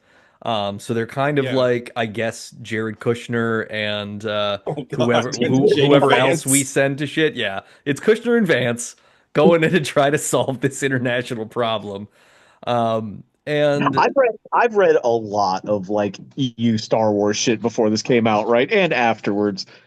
Like, I mean, they may have retconned it since then, but I know there were some things where like Jedi would settle like local disputes in a village if they're in some remote planet, but never were they dispatched as like tax shelter experts and like like economists and shit. Like in the fucking movie, like in this scene, Qui-Gon goes, "We're not politicians, bitch. You're on a political mission right now. What are you talking about?" Like, yeah, what are they meeting precisely? Like, it never really comes up. Like, what? Because typically during a mediation, there are two sides. Like, you don't like Amidala or Palpatine should be there representing the planet that's being dealt with. Yeah, they're showing up to, I guess, just say, "Hey, don't do this. We have laser swords," and but it never happens. Which is what me to my first point that I don't understand about this movie. Like, there's so many things. So like they show up to negotiate or whatever, but then they cut to the fucking what I don't know what these aliens are called. I want to call them the Viceroy, but that's the name of the one character. Nemoidians, Jesus Christ. But they're like freaking out because they're like, "There's Jedi here. They're gonna like kill us," and it's like that's not what Jedi do. Like they don't just fucking randomly kill people. Like that's kind of their whole bit. It's so like they are somehow, for story reasons, subconsciously aware of the plot of the movie without explicitly being aware of what's going on. Yeah. No, that is a big problem with the whole movie, is that the movie knows that it's happening the whole time it's happening, which hurts the immersion, at least for the characters. So yeah, the Qui-Gon Jinn, Liam Neeson, and his Padawan learner Obi-Wan Kenobi, Ewan McGregor, are popping in. We get the classic Star Wars "I have a bad feeling about this" line in the first 30 seconds so that we can get that one out of the way. And Qui-Gon's like, "Hey, don't worry about it. Stop thinking about stuff." And he's like, "Wait, Master Yoda says to think about stuff." And he's like, "Yeah, but don't think about stuff if it like stops you from enjoying fucking now." And so, like, I have a question just from like a story perspective. Wouldn't it be a lot simpler and shorter if they just had them invade the planet and then did the no confidence you could get to the same place without all this like bizarre like toe in the pool of diplomacy but not really shit? Yeah, the problem with the opening of this movie is this problem that plagues the entire Rise of Skywalker movie, is that the first two acts of this are just a thing after a thing after a thing after a thing to get us to where the story is. And you just end up moving quickly through stuff that doesn't actually have any stakes at all. Like there is some cool stuff. I remember being like, the first time I saw this as a kid in the theater, like the opening being awesome because, oh, the Jedi are doing cool Jedi shit. Like they run really fast, they move quickly, they're like fighting in a way that nobody did. I do like that they get right into that. Yeah, like they do not jump into action. Within like 30 seconds of the movie started, they're doing Jedi stuff. This might be like a strange comparison, real quick. Go ahead, Sean, sorry. It's like the Jedi in this are kind of like the zombies in 30 Days, or what the fuck is that movie called? 28 Days Later? 28 Days Later. It's like, we never saw Jedi do shit like this before. This is a lot of fun. Yeah, right. Exactly, yeah. But here's the thing. One thing that really bothered me, because they do the fucking Jedi like flash run, but they never do it again. And at the very end of the movie, when they're in the fight with Darth Maul, they could have used that to get through all those fucking blaster shields. Or whatever, they were out of meter. Yeah. They Yeah, ran yeah. out of stamina bar. They were low on midi chlorians. Yeah, Yeah. yeah. Also, just from like, I know we are 10 seconds into this movie. You have like an infinite amount of robots. Why only send like 5 of them? Like send 1,000 of them. At some point, you will overwhelm these people. Like I don't care how good they are. Yeah, no, it is. It's weird that they are simultaneously so petrified of the Jedi being sent to them, and also like, let's send 3 at a time and see how this goes. It's like, no, Yeah. if you think these are unstoppable killing machines, send all of your unstoppable killing machines. Well, they needed to save some of the droids in reserve to make their tea and like Yeah. wipe their butt. Sex true. robots. To make their Sex droids. oolong tea. I'm sure they got to have like law droids that just handle all of the defamation lawsuits that they have Yeah, to it's deal like, with for the accents technically they're doing. technically I'm not a battle droid. Technically, I was made just to mop. Yeah. Like, I don't. I'll It's like battle when they for send you. or they send the kitchen staff out to be infantry, like in World War II. Like It's I like know how to Black make Hawk soup, Down. man. It's like I'm just Yeah. a secretary. I also with you and McGregor. Um, yeah, so the Jedi they're gonna have the negotiation. Then gas starts to come in. It's clear it's a setup. They got to fight a bunch of robots. They do some cool Jedi shit. They find out that their ship has been exploded because one of the coolest, most like interesting tragic moments in the movie is that like the people flying the transport ship, like the turret guns in the docking bay just like blast them in the face, Yeah. which I think is actually really cool, and it's part of what Yeah. Sean mentioned earlier, like the tonal problem is like that it doesn't belong in a kids movie, and what No. we're No, going to get next is the opposite of that. This carries over to episode 2 also. Like for movies where people are routinely getting like degloved and like de-armed and decapitated, the way they try to assassinate everybody in like the most like Looney Tune sort of way. It's like again, overwhelming force or blow them out the airlock or something, but it's like, oh, we're gonna try to like gas them for 2 minutes. Hopefully that works. Or send like a bug through the window. It's like just Yeah. Yeah. So they end up, they just get in like a escape pod or something to get off the planet, I guess, because they don't actually fly. They just get like shot out of the space station, and they end up on Naboo. And we find out, oh, there's a bunch of droids like already hanging out, but luckily they got shot to the other side of the island, kind of, but they're also, or the planet, but they're also getting chased briefly. And then they meet Jar Jar Binks. And now Well, the movie and has then to the stop movie- being the movie that it was and become a different movie where Jar Jar Binks is doing his Every scamp time Jar routine. Jar is on the screen, I want to kill myself. Like it's terrible. Important fact about Jar Jar Binks. Do you know who wanted to play Jar Jar Binks in this movie but was not allowed to? Will Smith. Michael Jackson. All right, that would have been amazing. not allowed to for what reason? He couldn't be around Jake Lloyd. I mean, probably. The reasoning that I understand from what I've read about is that like he wanted to have more control over what the character did than George Lucas was willing to give up. So he went with Ahmed Best instead. He did in the role. same shit for Sonic the Hedgehog 3, the video game. Because he was going to do the music because he loved the video game so much, but I think he wanted like creative control over the game for some reason. Yeah. So and it's They should have wild, 'cause given it to him. 100% true. Like he wanted to be Jar Jar Binks, which would have been like I can't even fathom what kind of It movie couldn't have this been is. worse.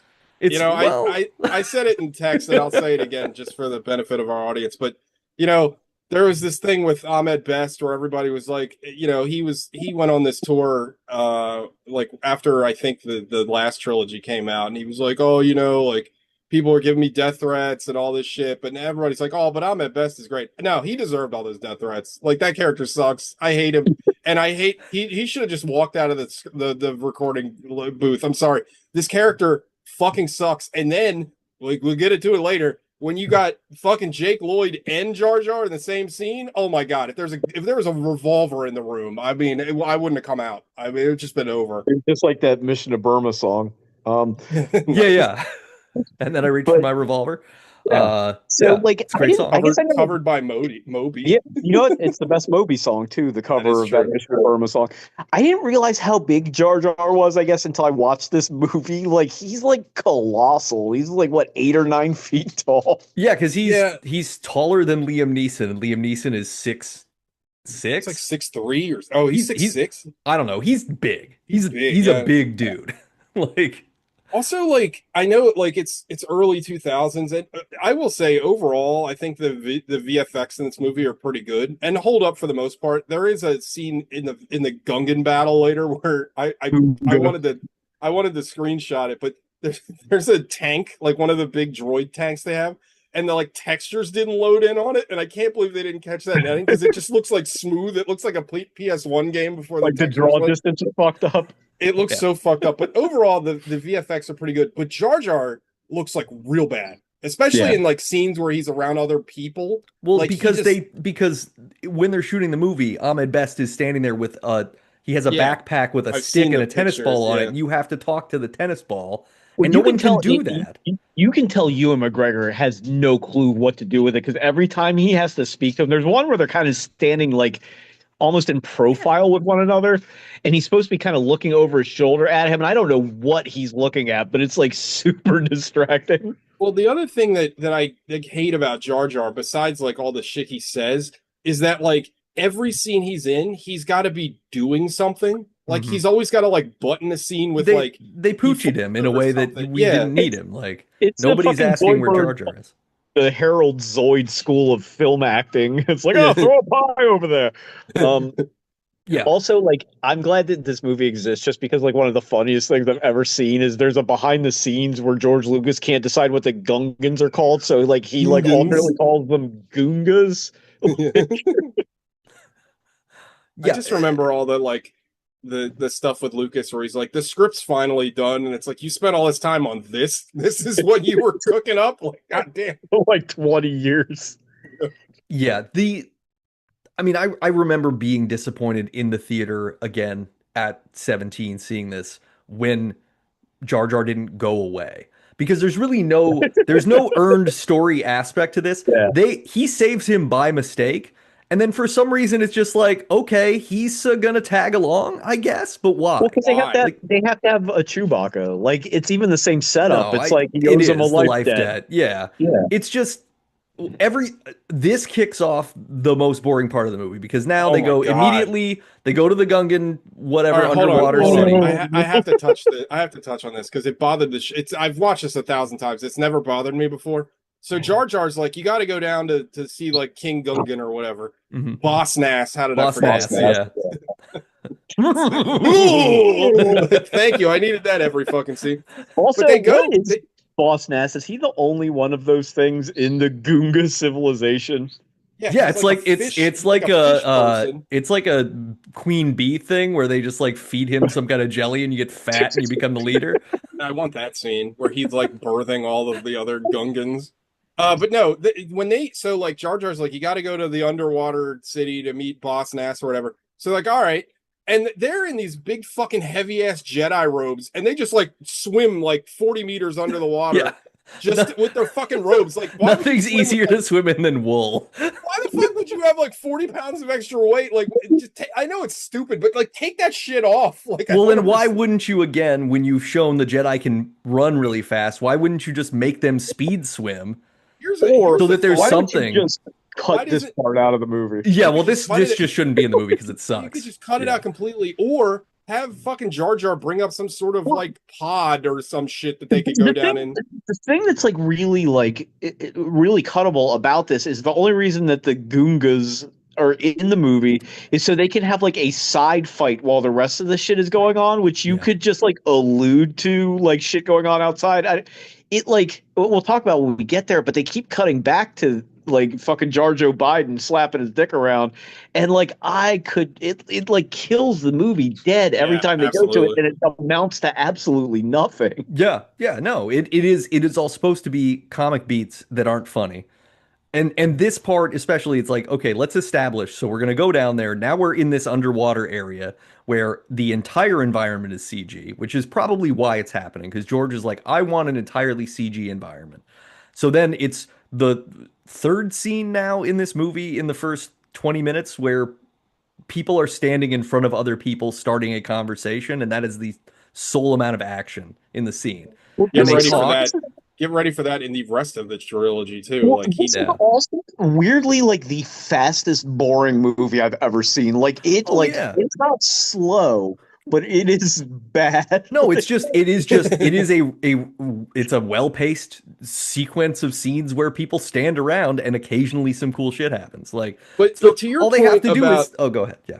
I'm sorry, to your point about him wanting all CGI, the one thing I did notice about this movie is that he didn't go completely like balls to the wall with all CGI because there are like sets in this movie. Oh, Like yeah, it yeah. stuck out Yeah. like a sore thumb. Well, Like what I was reading, the sets were all built only to be like 7 feet tall, oh, I and then see. everything above them was CGI'd. Well, it looks better. I felt like it looked better It's than well, Attack of the Clones or well, when you see Revenge Attack of of the the Sith. Clones, like you can tell when they're walking in those hallways that the hallways are not like that they're walking in place and the scenery's moving. Like it's like it, it's super distracting. But Yeah, this, it's like, yeah, like the bad rear view of a car driving sort of scene in yeah. older movies. But at least, like you said, they're moving around in space in this, which is like a very low bar for a movie. But I did appreciate it in comparison to the next two. Yeah, absolutely. Like, and I feel like it looked better overall. Like, I felt like it felt a little bit more like real than the other two that just look like fucking video games, like bad video games. So the first of the uh, seeming obstacles that aren't obstacles is, hey, we need the help of these people to get to the other side of the planet to where we can talk to the people we're supposed to talk to. And then Boss Nass is like, no, I don't want to help you. And they're like, please. And he's like, okay. And then like, can we have Jar Well, Jar lead us? he does the fucking Jedi mind Well, trick yeah, on him. he does the mind trick, and then he's like, "Hey, can Jar Jar help us?" And he's like, "No, Jar Jar sucks, and he's staying here." And then he's like, "I'm not gonna He's mind right, trick you he this does time." suck. Which again, like watching the movie, it's like, no, leave him, let him Yeah, go. why again? Like to your point, like why do they take him? He's already served his purpose. Right. Like Yeah. there's no need for him to bring him.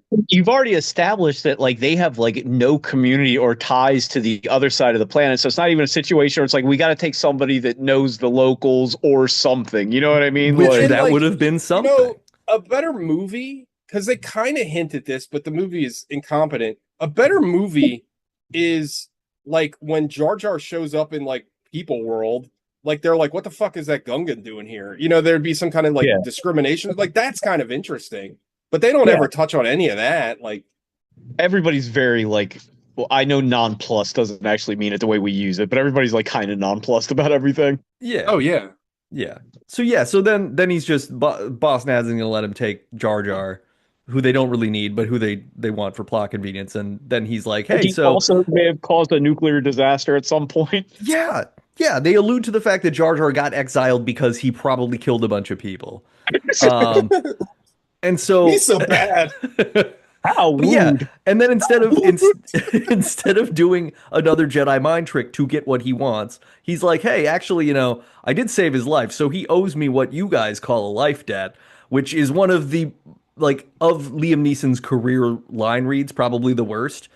Oh, What dude, you it's call bad. a life debt, Oh well, we skipped over one of my favorite terrible lines of this movie, where fucking Ewan McGregor's like, "You form a symbiote circle. You must understand. You must this." understand. It affects oh, you. It affects yeah, God. Obviously, it doesn't because they're unaware of each other pretty much and like have been unaffected completely. But and go also off lead. there appear to be two whole biomes on this planet, so the people, the society completely Yeah. underwater might not care what's going on the land at all.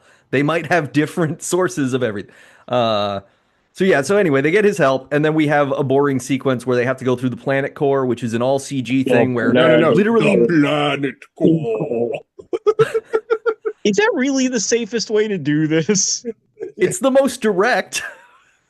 I guess, but like, I don't want to. I wish Gogs was here, but like, it's not like space and moving through the air is like longer. You know what I mean? You can Don, move in a straight line They can go across. through hyperspace. They Right. can go Yeah. like No, they really should just borrow a ship, go up, and then go like 2 degrees over while the planet rotates and go back down, and they would be there. Yeah. And that would be faster. Uh, yeah, but instead they have to go through the planet core because George Lucas wants to make the same joke about fish sizes eating other fish twice. This And Yeah. there's and this this scene there's goes like on forever. it's so long and there's no stakes and it's also the most static scene in the whole movie because it's just them sitting there pretending they're in a submarine yeah. while no one reacts to anything that's going And you on. have fucking Jar Jar the whole time going, Yeah. But like, God. but like, Ewan McGregor isn't like Liam Neeson is just he looks back once and he's like, "There's always a bigger fish." Like they clearly were like, "This is the fourth take. We're not doing this anymore," and that's But also, generous like, if that they you did keep four. saying that, like, where is the bigger? Is Palpatine meant to be the bigger fish? Is that the illusion? Yeah. Yeah. I mean, it should be something they're smart enough to realize, but that's the God. thing. Also, It, like, I can't I wait till love we get Ewan to the. McGregor, but he is bad in this movie. Everyone's bad in this movie. Oh, Like Liam Neeson's good in this movie. Stop it. all the actors in this movie, I remember like feeling like this role, but all the actors in this movie are good. Like Natalie Portman's good, like Ewan McGregor's good, but like they are dog shit in this fucking movie. I mean, the Jake Lloyd is terrible, but he's Oh, you're six. saying they're good in other things. yeah. Yeah. I mean, Nobody's- like though, All I of think- the actors in this I think movie Sean are was good, saying but none of not them are good in this movie. No. I'm No. saying I think Liam Neeson, like, no hyperbole. I is, agree. For I what, think for what Liam he has to Neeson's work with is yeah. good in this movie. he is trying his heart out. Like he feels like we say this all the time, but he feels like he's in a different movie. Like he's trying so hard. This movie is watchable because he is in it. If Qui-Gon Jinn was played by I don't know any name anybody else, he would not. This Yeah, movie Tom would be Hanks. this Jeremy movie would be Sisto. unwatchable. Jeremy's Iron. I have a ball. Perhaps I mean, you'd like to bounce it. maybe Jeremy's Iron would have been good in this movie Don't too. worry, you'll get the hang He's got a of it. gravitas. Also, shout out to Alec Guinness tying that all back together. Hell yeah. So yeah, Also, so they the, get the to fish Naboo. scene. I don't know Yeah. if this is intentional, but Lucas loves to just fucking have constant. It kind of felt like a lesser version of that scene in Empire. Yeah, where of they're course. like running from the worm. Like it felt like that, but without stakes or being cool. I mean, don't you understand all these movies rhyme? Yeah, it's like don't poetry. don't get me started with this Uh, fucking stupid ass philosophy about these stupid ass movies. Yeah, but it is. It's redundant and hacky and like it's just so it's not even remotely exciting. Like you don't No. feel like there's any danger at any point, and that's reason number one that you should just cut the sequence out of the movie. Like That's why you should kill Jar Jar. Then there's stakes. In the earlier Star Wars movies, they have like kind of like downtime, but it's used to establish like and build rapport with the characters. yeah, they like flirt with each other or whatever in the downtime. Yeah, or Yeah, like Luke brothers and plays with sisters make out. Yeah. Luke plays with his toys and stuff. Like you get something, right? He whines Not about just, never like, getting to go anywhere.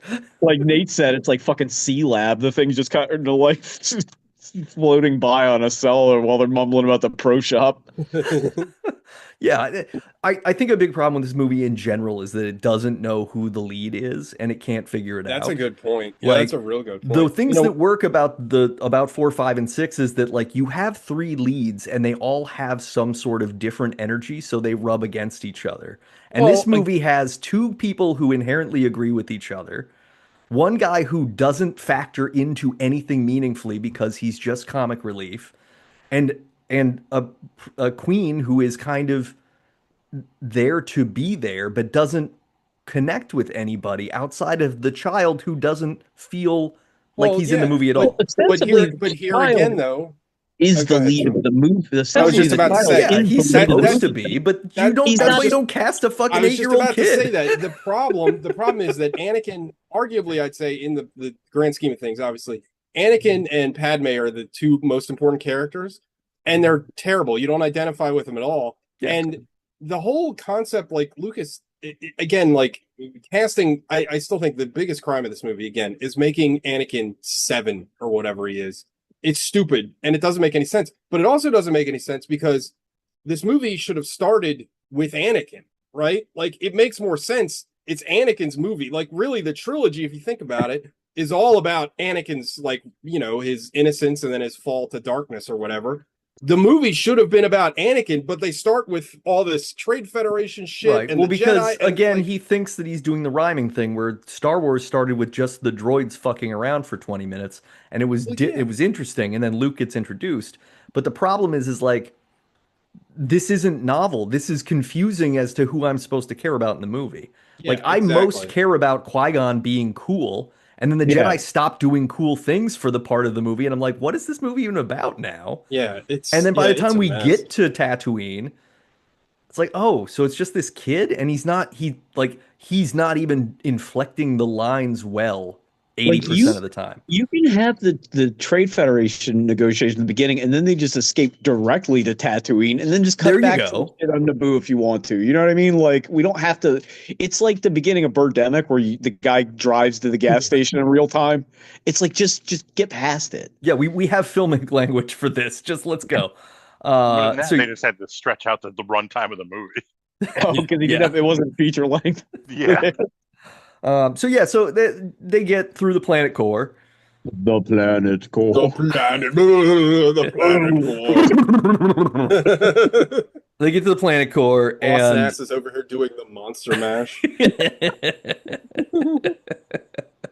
and so they end up in Theed, the capital city of Naboo. How the fuck did you remember that? I'm looking at the Wikipedia to give myself Okay. reminders because yeah, Or the Wikipedia. just the wiki. I'm not. I don't want to go into that deep of waters for this.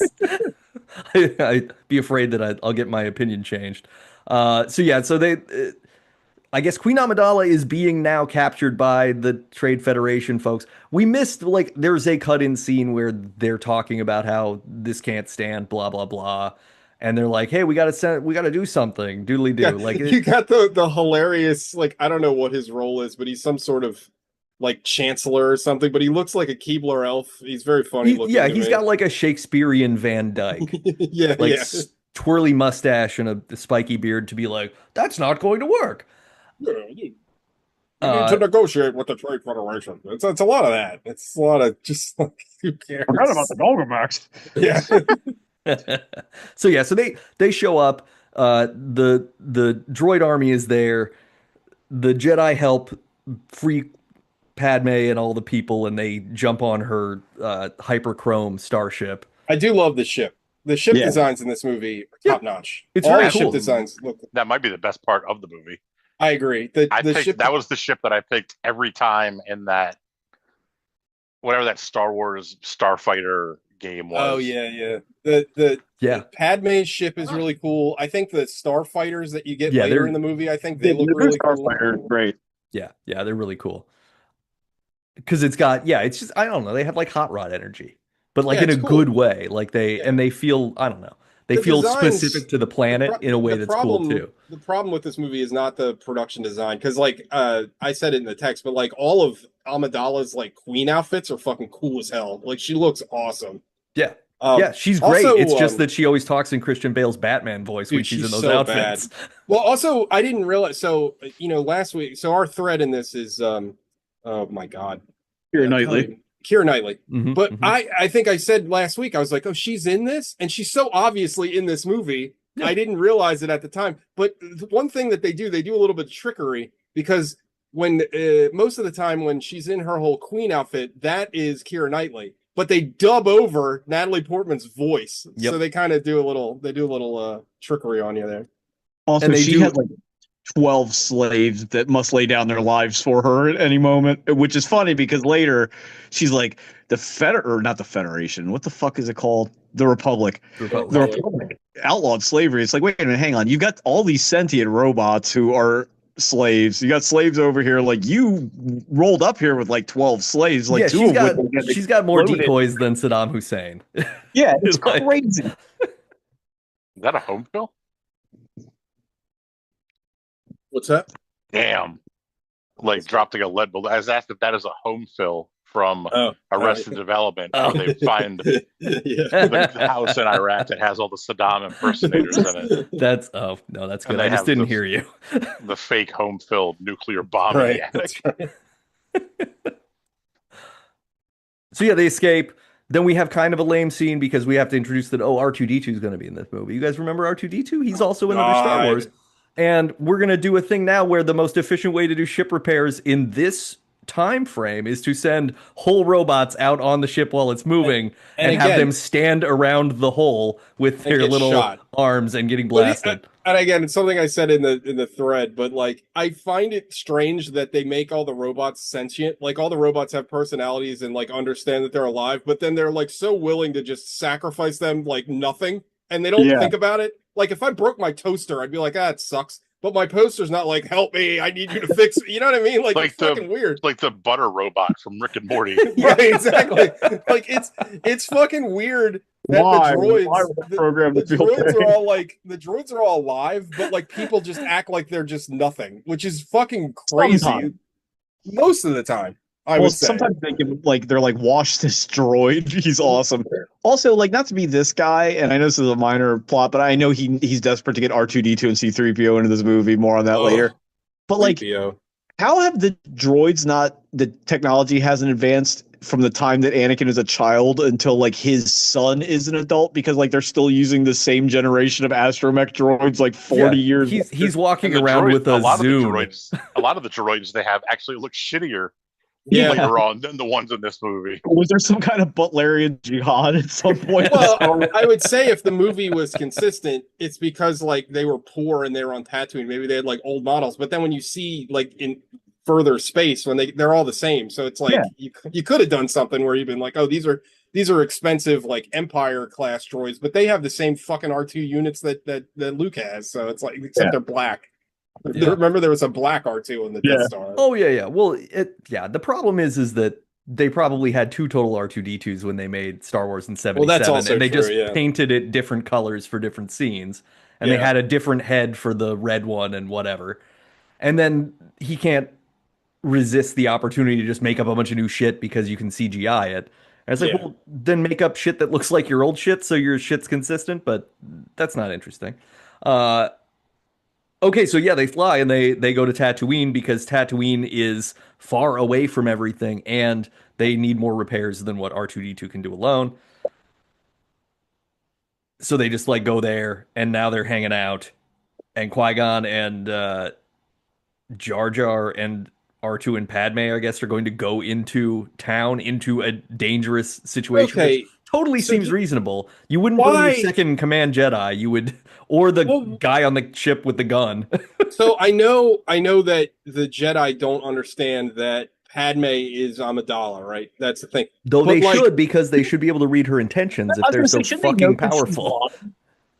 But the thing is, from Padme's perspective, why would she want? Like, it's because the movie has to happen. But like, why would she go with them?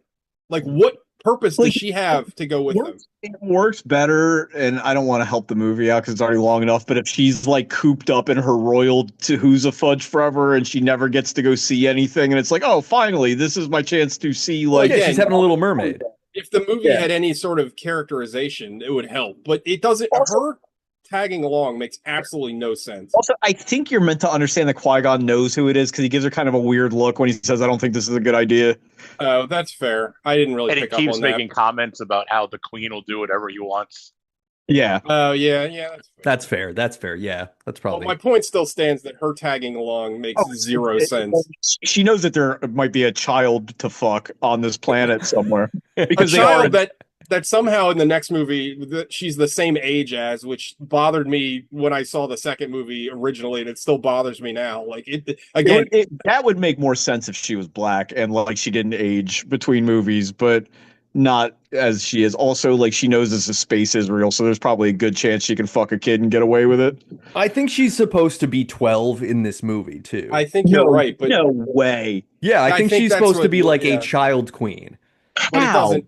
But she was like our age. I think she's like 45 now, right? So Yeah, she was yeah. like- No, I mean, I'm not saying that it makes sense. I'm just saying that I think Well, the character not is even- supposed to be not like even- 12 or Not 13 even years old. looks-wise, but the way she like comports herself is like totally incongruent with a 12-year-old, like in Yeah, any it- respect. But again, like I'm gonna hit that bell again. Like this problem would have been fixed if Anakin is like 17, or you know what I mean, like not 8 years old. Like Even if he was 12, like that's right. a lot closer and a lot Makes a lot more sense. Jake Lloyd, like he looks 8, but he reads 6. You know what I mean? Like, if that makes any sense. Like he's very young, and he acts like the most juvenile child you've ever seen. But somehow he's capable of like building a race car, like, which is fucking stupid. Like, I don't know. So they're gonna go into town and they need to get repair parts for the hyperdrive, and that's where we meet everybody's favorite character from this movie, Watto. Hell yeah, this is my favorite part of the movie.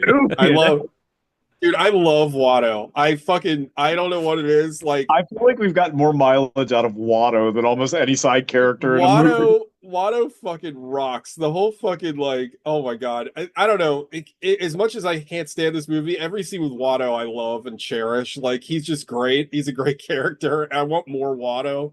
They do every other fucking spinoff. Give me the Watto spinoff. I will watch that. What? Watto, a Star Wars story. I would watch it in a second. It's just Fiddler on the list. Right there, my drinks will welcome me, holy money. Like, come on, man. Like, that guy rules. Like, he's so great. You need to get Anthony. You need to get Anthony on just to do the voice. He does a great Watto. Anthony has a fantastic Watto. Incredible Watto. Better than TJ's. I thought No. that was. I think TJ's is good. Anthony's is better. Anthony's is exceptional. Very good. But also, like, something that's funny to me is, like, Watto runs this, like, junkyard, but he's able to get, like, a fucking, like, I don't know, cruiser class spaceship engine somewhere. Like, where is he? Where is it? Because, like, I mean, in fairness, we've all been to that garage where the guy's like, "Oh, I got a guy. I'll get it tomorrow." I mean, a movie with like 100,000 terrible things. No, I agree with TJ. It'd be like if you went into like your local like Guatemala mechanics, it's like, oh yeah, I got a brand new fucking Porsche 911 1972 engine just sitting on a crate somewhere. Yeah, it's kind of dumb. I'm led to believe from this, Galactic Republic, there are like 12 billion different kinds of spaceships. I can't imagine like they all come from, if Gogs was here, he'd probably like, well, it's from this blah blah blah. But like, I'm sure most of those things are proprietary. Also, before we get into all the insane like gambling speculation that has to happen to make this plot move forward, what do Watto's slaves do precisely? Because like I think Shmi just like keeps up her own house, and then Anakin all just she does is sweep the floor. Anakin just like farting around, like crashing fucking race cars and building diplomatic androids to help his mother do. I think Anakin has to like do stuff around the shop because he's good at that. But we don't see we don't see any of these things happen because once Qui-Gon can't mind trick Watto, and then they start getting into their negotiation. Watto busts out his chance cube because they can't have dice. They have to have a chance cube. Right. Oh, God. But they can say girlfriend in a later one of these movies. Also, like, the reason you can't show Anakin doing any of these things is because you spent 40 minutes jerking off at the beginning of the movie. It's also true. Yeah, you could have really shown him, like, struggling as a person. Yeah, and shown some nuance. I'm a person, and my name is Anakin. But instead, that's what you get, right? Is that instead of doing any sort of exposition through action, you just have to have her be like, "You're a slave," and then he has to say, "No, I'm not." No, well, we also they're fucking Padme and Anakin's fucking meet cute. Are you an angel? Like, oh my god! Like, what the fuck? She could not look more like a regular person. You know what I mean? Like, if she had come in all her fucking like her kabuki goofball outfit, then that makes a little bit more sense. Yeah, because then she looked like a big looking accurate angel. Yeah, that's what I was gonna say. But like the thing is, some of her outfits are legit terrifying. But again, through the magic of this fucking weird ass movie, like you're meant to believe that like she met Anakin and she's like, wow, I really love that child. I love this weird kid who can't speak properly with his weird cut up haircut. Man, I love this 8-year-old boy. It's so fucking weird because that's she what loves him because there's a deleted scene where she reveals that she's actually a huge fan of Jingle All the Way, and that's why she falls in love with Anakin so hard, so fast. He's like, this boy's got me so damp. I got to get back to my planet and dress like Jennifer Lopez at the end of The Cell. Yeah, Amidala has a surprising amount of media literacy. So yeah, this is just like this is another sequence where post Watto, like the movie just drags for like 10 minutes Oh my so God, that is we it can meet ever? Anakin, so that we can have these conversations about whatever. So uh so Qui-Gon can sense that Anakin's got something and then talk to Shmi and be like, "What's the deal?" And she's like, "Well, he didn't have a father. He just sort of Yeah. happened one And day." And to you're like, Sean's point, like Qui-Gon is kind of nonplussed to the fact that a virginal birth took place. Like he just kind of looks at her and goes, okay. Like, yeah. That tracks. And then he's like, "Hey, so do I have your permission to like stick your kid to check his midichlorian count?" And she's like, "Yeah, sure, I don't care. oh, the Uh, fucking midichlorians. we're not a Like, oh two-party my. consent planet, so you can do whatever you want to the kid without telling him." Um, Literally, you can do whatever you want. I don't care. Yeah. so yeah, Again, they, like they I know go that the ahead. Jedi like train these kids from when they're very young, but again, this is a thing that's solved if he's 16 years old. I don't know how old he is. Is he meant to be like 7 or 8? He's meant to be 9. Oh, he's meant to be 9. Yeah, He's too old at 9 to Yeah, begin yeah. indoctrination. Yeah. yeah, Yeah, definitely not. it makes that again, like you just said, if he's 17 and they're like, well, he's too old, that makes sense. Because later on in the third one, when you see those kids, they all look Jake Lloyd's age. Yeah. So Yeah, what's because the like? What? the other thing you have to do is like you can't have it both ways in this movie. Like Ewan McGregor needs to actually be like 14 years old if you're going to Right. pull this off. That's But also Ewan true. Yeah. McGregor's 20 something and he Right. reads as 20 something. And Also, you're like, you can "Wait, so solve you can have an assistant who's 20 but you can't take on a kid who's 9?" Yeah. you can solve all this like Balatro shit that Qui-Gon has to do to get the kid into the ship by just having Ewan McGregor come with him and threaten to kill Watto because he's young and brash and impulsive, which is what I understood, or one of them is supposed to be. So it's like we can move this along a little bit easier than like, well, if I bet this and you put up half of this and then I roll Right. this, and it's like, what the fuck are we talking about, boys? Your chance cube that has 2 colors on it, so it's only a 50-50 So, yeah, shot. it's a coin. Thank you. Yeah. Yeah. You have somehow weakened the interesting quality of a six-sided die. Uh, yeah, so they decide that if Anakin wins a stupid pod race, that he can win the engine. Um, Yeah. so then we have the pod race sequence. We meet 3PO, Oh. who Oh, Anakin hold has on. built. You forgot about Oh, I Sebulba. forgot about Sebulba. Yeah, Sebulba shows up and is a bully. I think in Yeah. the version that's on the Plex, Sebulba's subtitles weren't there, so I don't remember what Sebulba says. Are the subtitles there normally? I don't know. I couldn't I think there's remember. like It didn't. built-in ones. You had to turn on subtitles, but it didn't have like No. the coded ones for Sebulba. the alien languages. Oh shit. I had to turn them on, but I was like, I am not rewinding to see what they just said. I'll Yeah. just I catch up didn't- on whatever they said from now on. I didn't need to know. I was fine. Yeah, the cinema arte of it, you can tell what he's doing. He's using his leg fists to threaten and stuff. And It's also funny that again, like Sebulba, I assume is an adult, and he's like harassing. Every scene is funnier because this is a little kid, and he's just like, "Fuck makes you, it dude." like the fucking I forget who said it, but talk about Charlie Brown going trick or treating, and like all these adults are giving him a rock. Like fuck this. It's but yeah, very funny. Jar Jar is part of the problem here too, because Jar Jar Oh. trips and starts shit with Sebulba, and then We Anakin also- has to go in and break it up because We also Sebulba's going to forgot- beat the shit out of Jar Jar. Jar Jar, when he goes into Watto's shop, like the scene is over, but then Jar Jar has to like knock over a bunch of shit and like knock into the droids, and it's Oh like, yeah, he my activates a robot by mistake, and it starts dancing around and scaring him. God. Yeah. Again, the scene is over. There's no need for that. Like again, if we completely cut out of the movie, you wouldn't miss anything. So yeah, we meet C-3PO that Anakin's been building, and Oh, C-3PO's all his God. wires are showing, and he has to be like, "I'm naked, what?" And then we get that because Like, that what had to does be in his the movie. mother need help translating? Like, what is the point? Like, he very specifically says, again, solve the movie and be like, I found this robot and I put it back together. I don't know what it does, but maybe it can help mom. He says, I built her a protocol droid for Yeah. what reason? Yeah, a Maybe fucking translator. maybe it's giving her the syllabic readings of her lines so that she can perform the role. Mom, I built you a gay robot. Like, My favorite kind of robot. I cannot fucking emphasize how much I hate the fact that 3PO and R2 are in this fucking movie. It's so dumb.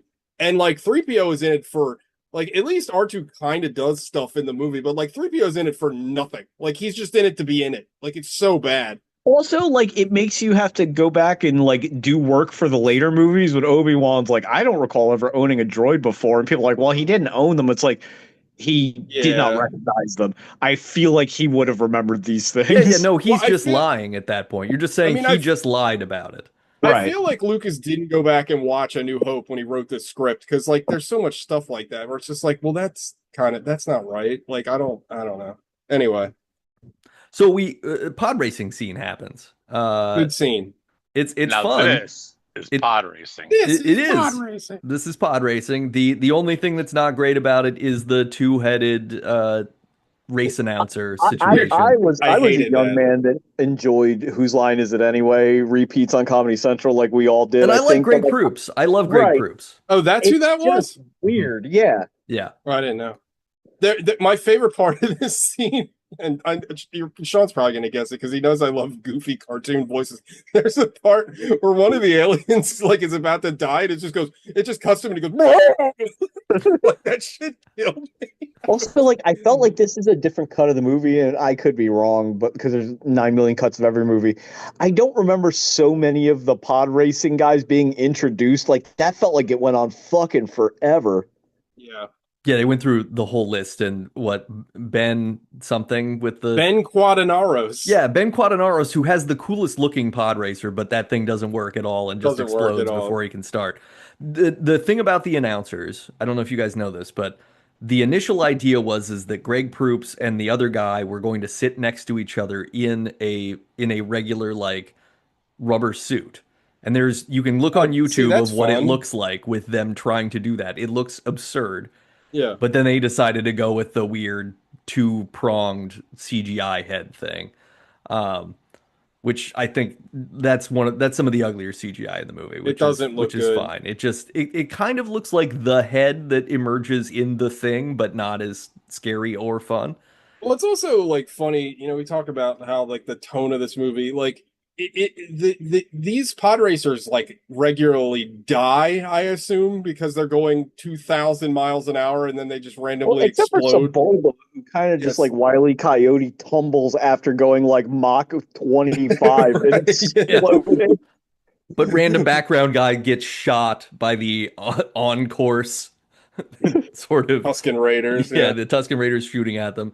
Overall, like, though, yeah. this scene is great, and the Yeah. sound design is really good. Like I liked how all the engines sounded different. Like I felt like this was like, and obviously it's a whole big VFX thing, so Lucas had probably little to do with it, and that's why it's a good scene. But like it's shot really well. Like this sequence is done very, very well. I do enjoy this scene a lot. It's a standout part of this movie. Yeah, it's great. So Anakin wins the pod race, obviously, and that means that he's won not just the hyperdrive, but also his freedom. And then Qui-Gon has to, well, I think in between these things, Qui-Gon is like, "Hey, so these are midichlorians. You got so many midichlorians, kid." And he's like, "What are those?" And he's like, "Well, we've decided that the Force is these tiny little living aliens that are inside your blood, and if you have a lot of them, you're really good with the Force." And he's like, "Okay." Why did we need this? Like, why? Why did We you didn't. need to like over explain the Force? Like, it's so simple and kind of elegant in the originals. Like, it's just like this magical thing that you tap into, but then he's got to over explain it, and it sucks all the fun out of it. It also doesn't come back. Yeah, That's also true. Yeah. Well, because there was huge backlash to this after this movie came out originally, where they were like, "Yeah, that's dumb. We don't like that. Don't do it." And then he was like, "Okay, never mind." But, It but didn't of all happen. the things to bitch about, like the structure and execution of this movie, it's pretty low on the list for me. Yeah, Like, I agree. Yeah, I because just don't. It's dumb. really I just just don't. an afterthought. So we find out that Anakin's got Jesus level midichlorians. well, he's also Jesus Christ. Right. He is Jesus Christ, and he has Jesus powers. And then they're getting ready to go, and Anakin's. Then they have to break to Anakin like, "Oh, so the thing is you're free. You get to come with us, but I didn't even try to free your mom. And although I have magical powers and a laser sword that can cut through a spaceship, I'm not going to try." We're Yeah, just gonna leave your yeah, mom here. Uh, which could have been an easy enough thing to be like, yeah, I'm taking his mom too, and that Yeah. would have been What's he fine. gonna do about it? yeah. What Because is Watto gonna do? Nothing. He yeah, ain't. He's yeah. gonna fucking stand up to two Jedi. He's And not gonna it's do not as shit. if the stuff that happens in Attack of the Clones is necessary. Like you could come up with other ways that Anakin's anger could come through. And Yeah, it wouldn't have to be like his mom could die in another context. It wouldn't have to be I left her behind to be Yeah, gang raped she by. doesn't really need to be raped to death. Like we could Yeah. have yeah. gotten Yeah. there somewhere else. There's lots of other ways to do this, to do the grief thing. So anyway, so they leave her behind. She like just kind of sadly waves and Also, him yelling "yippee" yeah, as he's Oh being God. kidnapped does not help. yeah, yeah, yeah. Also, did Uh, we miss? Is this when Darth Maul shows up, or has he showed up yes, no, before? Darth Maul's Yeah, gonna show up right now as they're going back. Darth Maul shows up on his like floating his little wave scooter. runner bike thing. Um, And so The Qui-Gon's scooter like, "Here, I'll hold volunteer them off. You sucks. guys run for the ship." Obi-Wan never comes out of the ship. They've Obi-Wan got doesn't a do shit. they got a two Yeah. for one, but Obi-Wan's just like sitting there watching on the screen. Also, Qui-Gon like fights him, but it doesn't Darth seem like it's Maul. that tough. Yeah, Darth Maul. Like this fight is so dumb because like Darth Maul just kind of gives up and it's like, ah, all right, like what, like what, like I don't. Darth Maul is another crime in this movie because he's so cool and like Ray Park is really good because like he did all the choreography and it looks great for the most part. But like Darth Maul is like underused like crazy. Like like I have no idea who he is, like why he is. It Like The it's goes just two back to he's best the characters in the movie get killed. yeah, yeah, it goes back to Sean's point earlier where it's like Darth Maul also appears to be aware that he's in the movie and what he's not allowed to do because he's in yeah, the movie. agreed. So he just Yeah, stops fighting at a certain point that doesn't make any sense. I do think it's funny though that Peter Serafinovich, is that how I said? Did I say his name right? Serafinowicz. He's the voice of Darth Maul, which I didn't know for years until like I think I saw an interview when he did the Tick, and he was like, "Oh yeah, I was the voice of Darth Maul." And you go back and watch it, like, "Oh yeah, that is him." Like it's very fun Also, because I we guess did. I think we've missed points where Palpatine, who's very obviously like fucking Yeah. Darth Sidious, is talking to the Nemoidians so they can take their Chinese accents out for a walk. Like, is do so? I feel bad even doing it, but this is what they're doing in the movie. It's real Is this bad. It's is this like all? Is it all regal? you think there'll be an attack.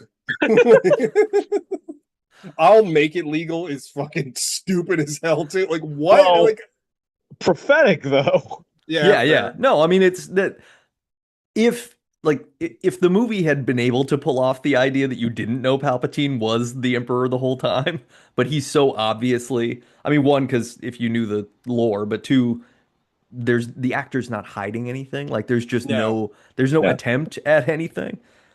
But yeah, we missed that. He's peppered in throughout. He's in holograms and he's saying shit and he's showing up as Senator Palpatine and saying things that sound vaguely threatening, even though he's supposed to be a good guy.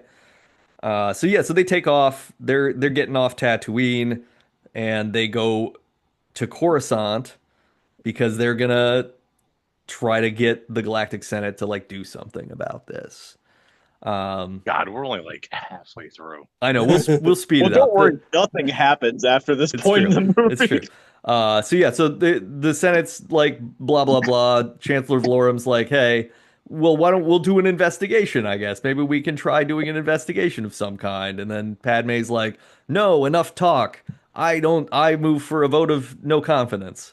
And Also, they had to drag poor Terrence Stamp into this fucking I movie for know, whatever reason. it's such a horrible misuse of Terrence Stamp. Like you have Terrence Stamp and you didn't do anything with him.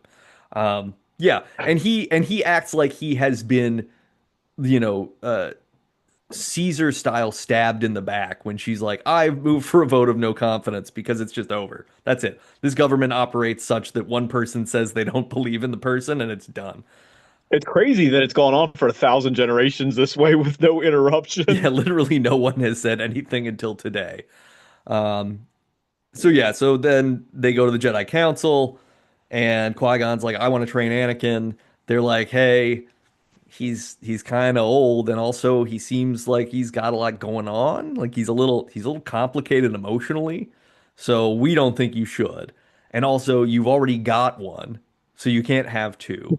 And then Obi-Wan's like, I'm old enough to be a Jedi now. Let me take the test. And Qui-Gon's like, yeah, let him take the test. Let me have this young one. So then they're Let the like, boy walk okay, I your dog. guess.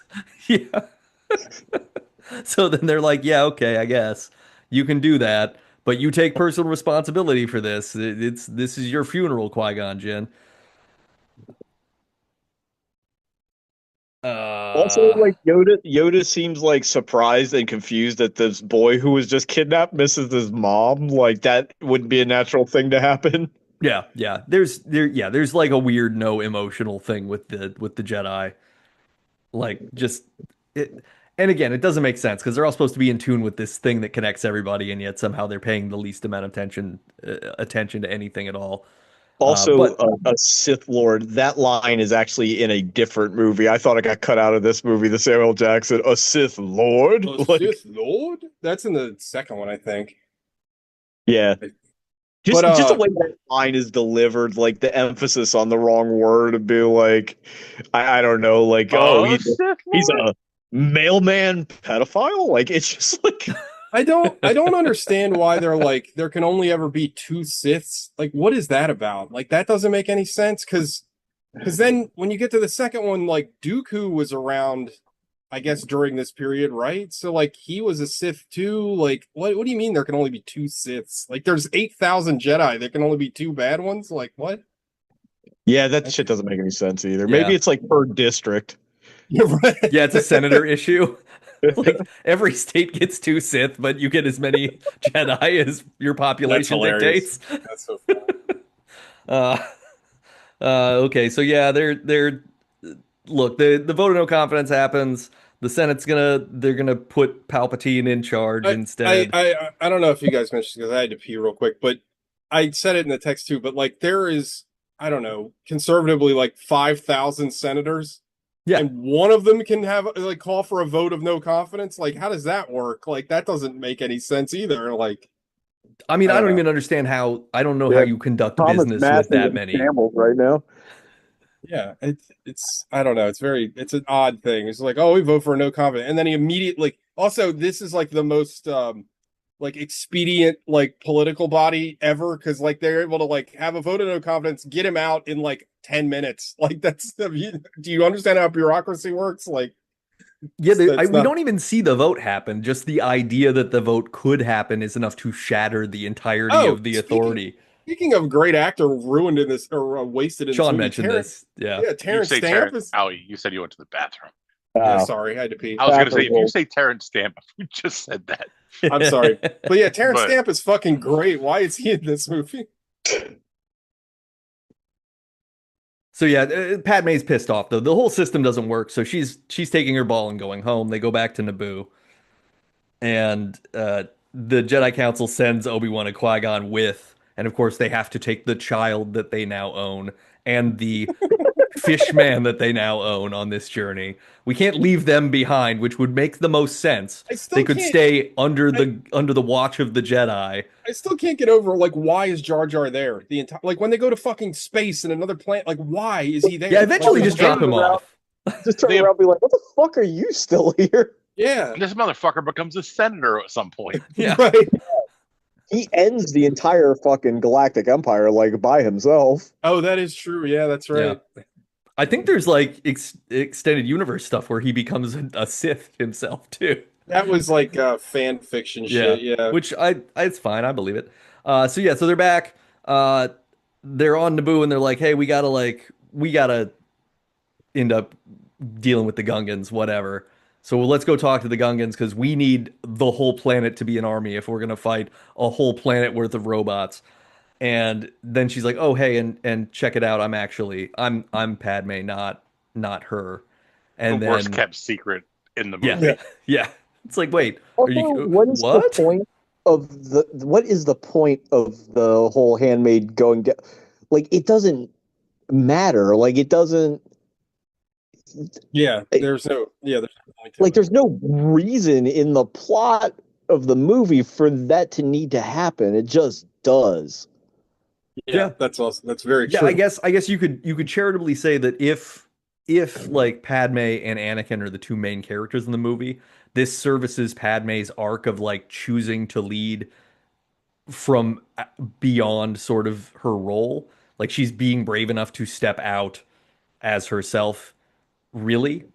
But I mean, But she the movie she doesn't could earn do that. that without pretending to be her own Well, slave. yeah, Right. yeah, no, that's the thing. Is like the movie doesn't earn that she because it would work better with your version where she's like in the ivory tower, she's not allowed to do anything, and then finally this time, after sneaking around to have a life experience, she's like, no, I'm actually just gonna say that I'm me instead of doing a Prince and the Well, Pauper. She's that like, I'm that's a just that. good movie though. That's you're Yeah, no, describing like a good that would be a good character, movie. an That would be a interesting movie that cared character. about the characters in the Yeah. movie enough to bother with it. So yeah, so they go immediately. They're like, hey, and this is another one of a group of people are going to walk up to another group of people that are sitting and ask them to do a thing, and those people are going to agree. So the Gungans say like, yeah, sure, let's join forces because you guys don't like us, but whatever, bygones be bygones. And then they're ready to go. Then they got to go back to the to Naboo City to run through there so we can do a Scooby Doo hallway chase with robots. And I do like their little like I like Padme's little blaster, her little yeah, like yeah, thin black. Like again, I love the designs in this movie. I thought all the guns and stuff looked cool. There is, I don't know if we'll roll past it because it's a minor thing, but I almost wanted to kill myself for some reason. They all have to like get to like a higher level of this castle, so they have like a synchronized grappling hook where they all slowly ascend Yeah. the building like single file next to each other, and it is the goofiest shit I've ever seen in a movie. yeah, yeah. It reminds me of the 1966 Batman show Oh yeah, where yeah. every episode Batman and Robin would ascend the side of a building and people would poke their heads out and be like, Yeah. "Hey, Batman, what Hey, are you what you doing?" doing? It's a Uh, living. Yeah, so they're doing that chase. They're going this way and that way. They think they've been caught, but then it's like, no, ha, you only caught Keira Knightley. Joke's on you guys. Blast, blast, blast. Everybody gets to escape again. They run into the hangar These battle bay. droids are fucking worthless too, by the way. You want to talk about fights with no stakes? Like these things suck ass. Like they did they hurt anybody? Like I that's like they're so It fucking it begs like the question of why you would design a battle droid that is more fragile than a human body but less mobile than one. It's like here, I want a robot that has to hold a gun and walk, but it doesn't walk as well or move as well or aim as well. yeah, it's It's terrible. kind of like those Chinese AI robots Yeah, they keep that like falling that over. keep like kicking kids and shit. Do you guys hear about the robot that was supposed to be in like a school in New Jersey, maybe? Like, but they No. canceled it because there were AI concerns, but also the company that makes it also makes real dolls. And they Oh found my out and they were like, well, shit, we Oh, can't have this lifelike robot teacher that somebody also is buying a version and fucking. dude, we live in Uh, hell. yeah, Like it's it's wild. It's We great. we expect that shit from Japan. yeah. Yeah, well, they're lonely. Uh, So yeah, so they get in the hangar bay, and then of course they're like, "Hey, there's going to be a battle. So Anakin, go hide in one of the available free spaceships. Surely nothing wacky will ensue." Uh, they are fighting. Everything's going pretty well. Then Darth Maul shows up. So Qui-Gon and Obi-Wan send Padme off. They exit stage right, and I don't know where they go, honestly. Like they seem to just leave Yeah, the they just kind scene, of go and away. Yeah. the battle stops existing as soon as they're not in Also, it. telling the 8-year-old child just to get in the cockpit of this spaceship, that's the safest place to be right now, is wild. Yeah, Because like yeah. there's just gunfire everywhere. Like, okay. I mean, he does help. He gets in there, he starts pushing buttons Oh, because he's a don't, yeah, kid, he's and then like, I he's don't able know how to. to start this. And again, like a better movie, like R2 is there, because of course he is. Like a better movie, R2 like starts the fucking ship and knows how, like, you know what I mean? And Yeah, like, or you or a know, better movie says like, "Hey, we've established that this kid's like a crack pilot. Like maybe he just goes in and he's like, I know how to fly this. yeah, Like but that would George be Lucas, force they already made whatever." the fucking 8-year-old kid be able to build fucking robots and build fucking drag cars. So I guess they like him being a fucking fighter pilot was a bridge too far, I I guess. mean, if you're gonna like Mary Sue him, just Mary Sue him. Like let him just Yeah, be able to do it. Be like, oh, I saw this in a holocron or whatever. I know right, how to right, work yeah, this. yeah, Like yeah. whatever. Like you read the schematics once and you can do it. Uh, So yeah, so they're fighting. He starts blasting robots while the ship is taking off on autopilot, and we have the coolest lightsaber battle in maybe all of Star Wars that exists. It's really good. It's Uh, really good. the full theater arousal when Darth Maul's double-bladed lightsaber extends and It's everybody goes, "Oh shit, fucking it awesome. can do Also, that." that fucking the Duel of the Fates song is so fucking cool. Like that Yeah. whole scene is so good. It's fucking great. And it's also like I talked about this a little bit last week, but like when you get to like Revenge of the Sith, they're doing all these fucking katas and it's fucking ridiculous. They're just whipping their lightsabers around. It just looks goofy as hell. This feels like just people that know how to fight. Like it look like again, Ray Park doesn't get enough credit, but it looks great. Like it looks like a very well choreographed fight, whereas like it doesn't look just like silly as hell. Yeah, yeah. It helps that they're also doing things on sets the whole time, and I think a lot Yeah, of the stuff in absolutely. Revenge of the Sith is like they are bouncing around on CGI platforms Yeah, and things that's a that very ruins good it. point. Just this Um, like incredibly compelling scene with like the single best piece of music in the entire 9 movies or whatever. Yeah, yeah, absolutely. Definitely undercut by this fucking like goofy ass like Marx Brothers war that they keep cutting back to that like I couldn't give a fuck. And Like the Gungans, like their big strategy to fight like 7,000 fucking robots with lasers is to throw water balloons at them, and it's like, oh my but god. also and the Gungans also project a dome, not unlike the one Wakanda projected It's true. uh, in Infinity War. So again we're just doing the same things. like this kind of thing works in space because I think the space battle in this is actually just as good as Yeah, it is in most it's pretty of the good. Star Wars. Yeah. But the ground battle, like I don't understand like where they're going. Like they're just Yeah. kind of in the middle of a field and fighting. It's like, what is the objective here? Like, what are we trying to get to? Like, there's no sense of geography, like at all. It's Yeah, just it like, has weird like Civil War battle vibes, but you don't yeah, know what cities or towns are nearby and what they're fighting over. Yeah, it's Like, bad. And what then is the like Sean, oh, purpose sorry. of a force field that blocks their energy bolts but doesn't block them from just walking inside of it That's and a good shooting their point. energy bolts at you? Yeah, Yeah, that's a good yeah. point. Like, what the fuck is the point? Also, this is interspersed with Jar Jar just like fumbling around the battlefield, like that part. Yeah, Like he can't that is ride their just stupid weird horse thing well. He keeps tripping on things. At one point, he so kills a droid bad. by like hooking a droid torso on his foot and doing Oh, yoga until he kills a few people. But yeah, and then you have this lightsaber battle with actual emotional stakes where like Qui-Gon's like doing peaceful chill out, zone out, like probably preparing to die too, energy, and I really Obi-Wan's like that. seething with I anger. Like, I do really like that. Like again, it's like it's kind of amazing that like he pulls this emotion because he has like George Lucas has no concept of emotion. But no.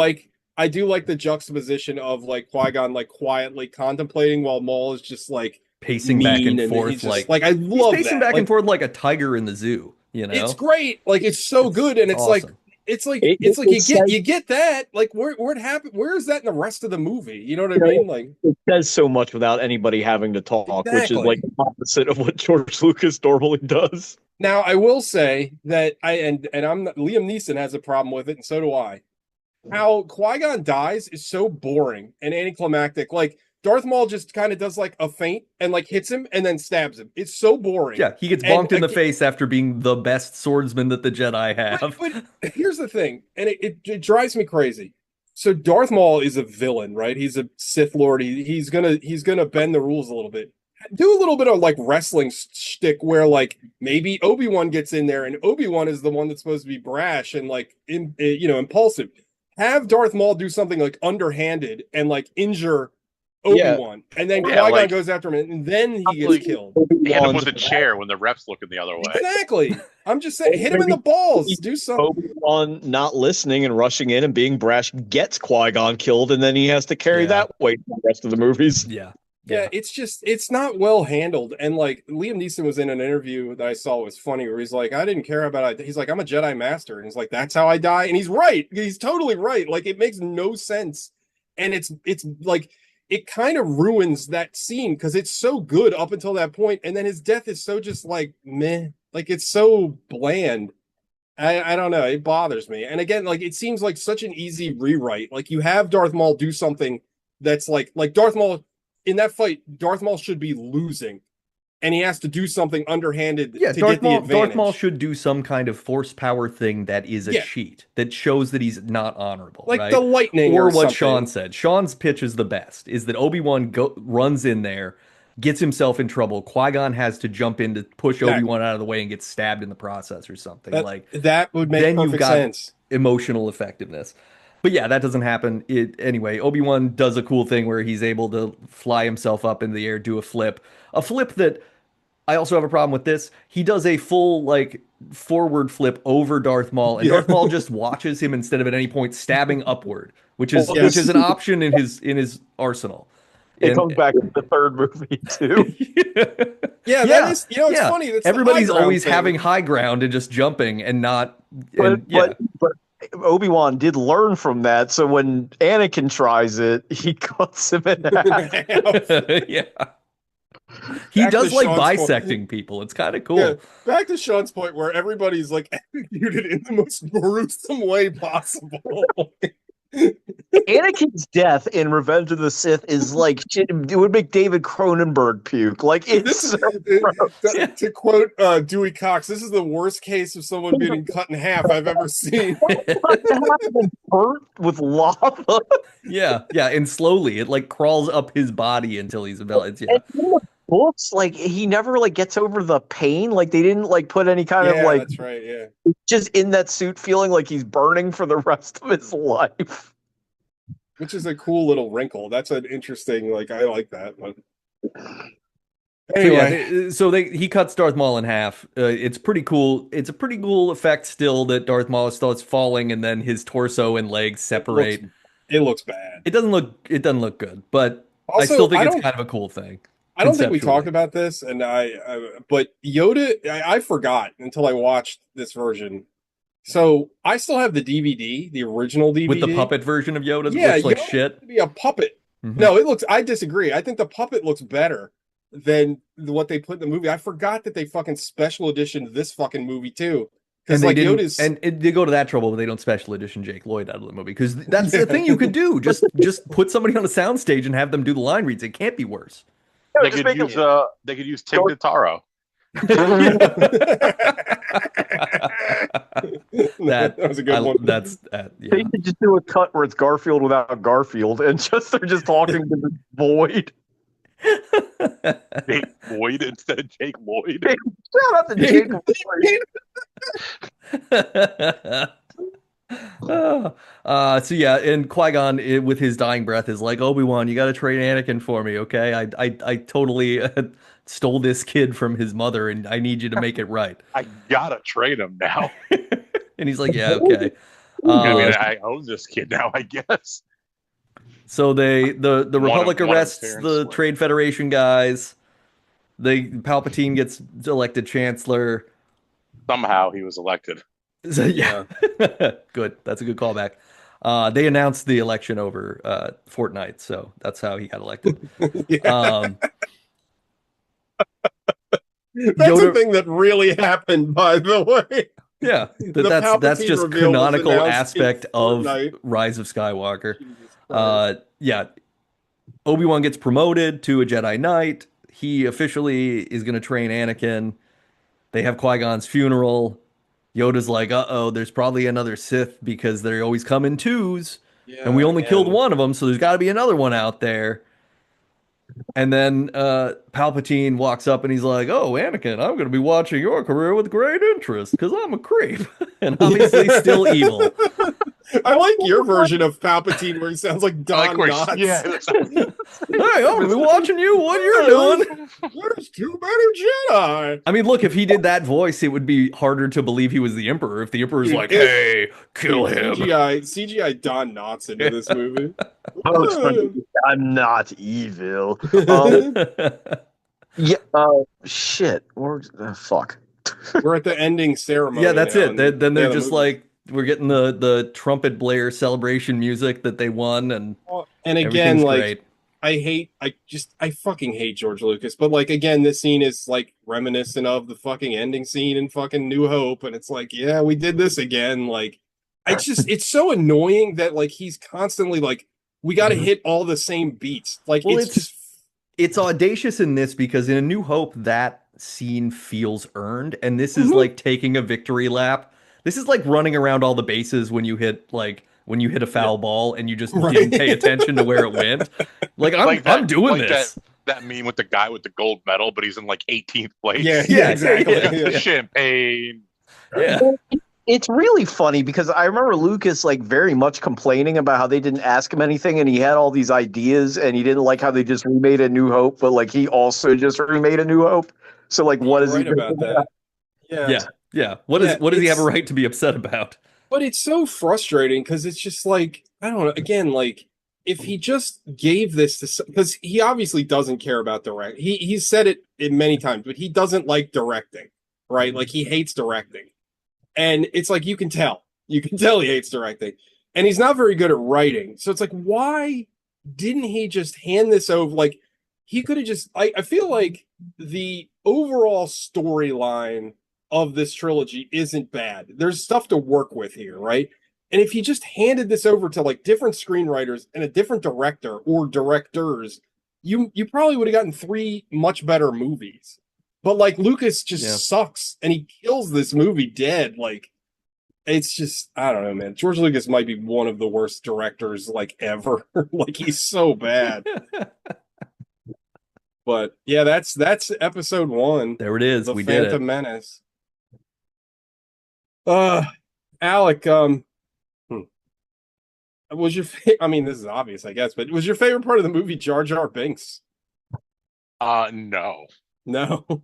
My favorite part of the movie, and the best thing about this movie, is Weird Al's version of American Pie Yeah, that was that tells you the entire plot of the movie in like 4 minutes and really doesn't uh miss a beat.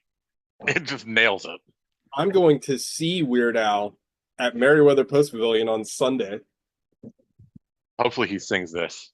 He It'd probably be a will. better use of your time than I'm very watching this excited. movie. Start making your big sign to hold up in the crowd now so that he might play it. Dude, he's It makes sense. I saw him years ago and it was awesome. Like he does like costume changes and like it's a lot of fun. I'm very excited.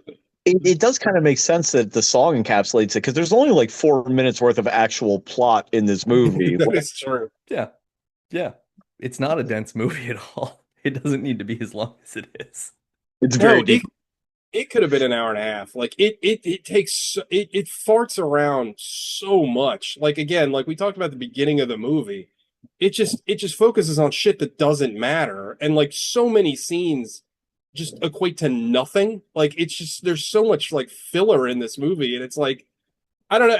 You know, I'm sure you guys know this because we're all Star Wars nerds, but famously, apparently the original nice Gunnar Henderson triple just we just went up 6-4 on the Phillies in the seventh.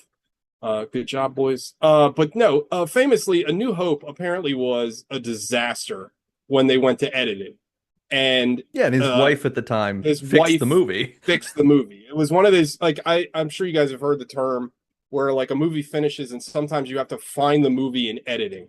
Um, and apparently A New Hope was like that. Apparently it was a complete mess and his wife fixed it and like made the movie. And I feel like you know what I mean? Like that's kind of what this I want to see the original cut. oh, can you imagine? But that's kind of what this movie needs, right? It needs like an editor, like somebody like and again, like the problem is that this movie was so hyped and it did I think it's still one of the highest grossing movies ever, right? I think it's still in like the top 20 at least. But it was so hyped and Lucas's ego was so high that like no one said anything to him because he's George Lucas. He's the fucking genius. But like somebody should have been like, hey guys, this thing kind of sucks. Well, if they're not going to stop him on the Chinese and Jewish stereotypes, I don't think they're going to get him to cut the movie down for plot reasons. Yeah, I just it's just like I feel like I don't know, there probably is a better movie. Like well, you said in the beginning, Sean, but I feel like there is probably a better movie in here. I think maybe I don't know. It's just a mess. It's such a fucking mess.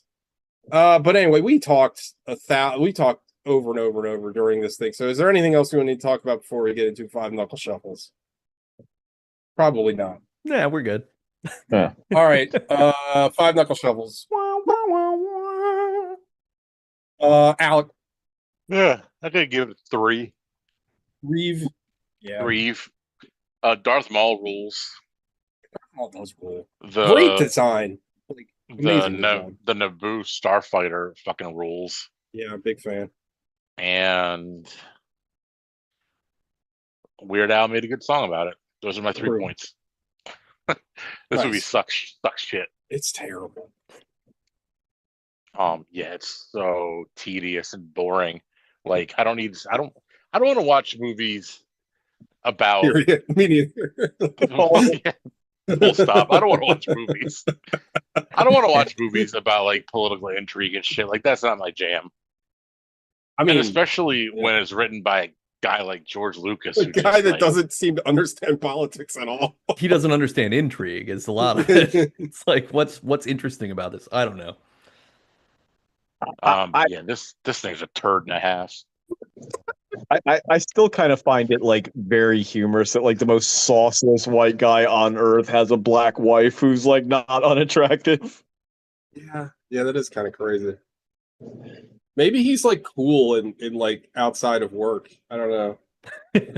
I doubt it, but maybe. Well, she did get him to make what was that movie? Red Red Tails. Tails. A black film? Who'd ever done that before? When Juneteenth rolls around, he has something to say about like I get Juneteenth. I sold my baby to white slavers. Oh my god. Yeah.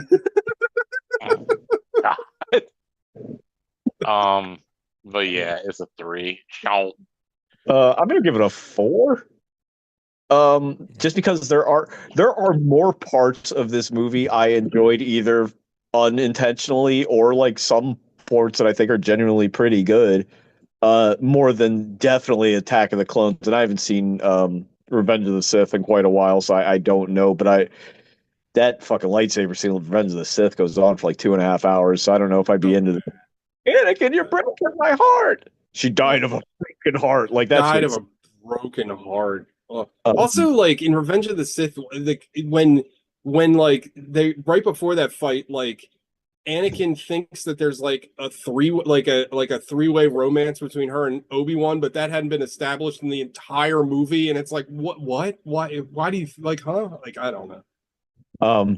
but it's not as boring. It's boring in a novel kind of way because it's not boring because it's slow. It's just like fast and tedious. Like I don't know Too how to fast, too tedious. there you go. It is like we've gotten so much mileage out of just Jake Lloyd's lines on Tatooine. I mean, we've been saying that shit since I've known all of you guys. So Oh, absolutely. fucking 10 or 15 years. So, well, shit, pushing up on 20 almost for like TJ. But fuck, You an angel? Are you an angel? Choppa chop chowa.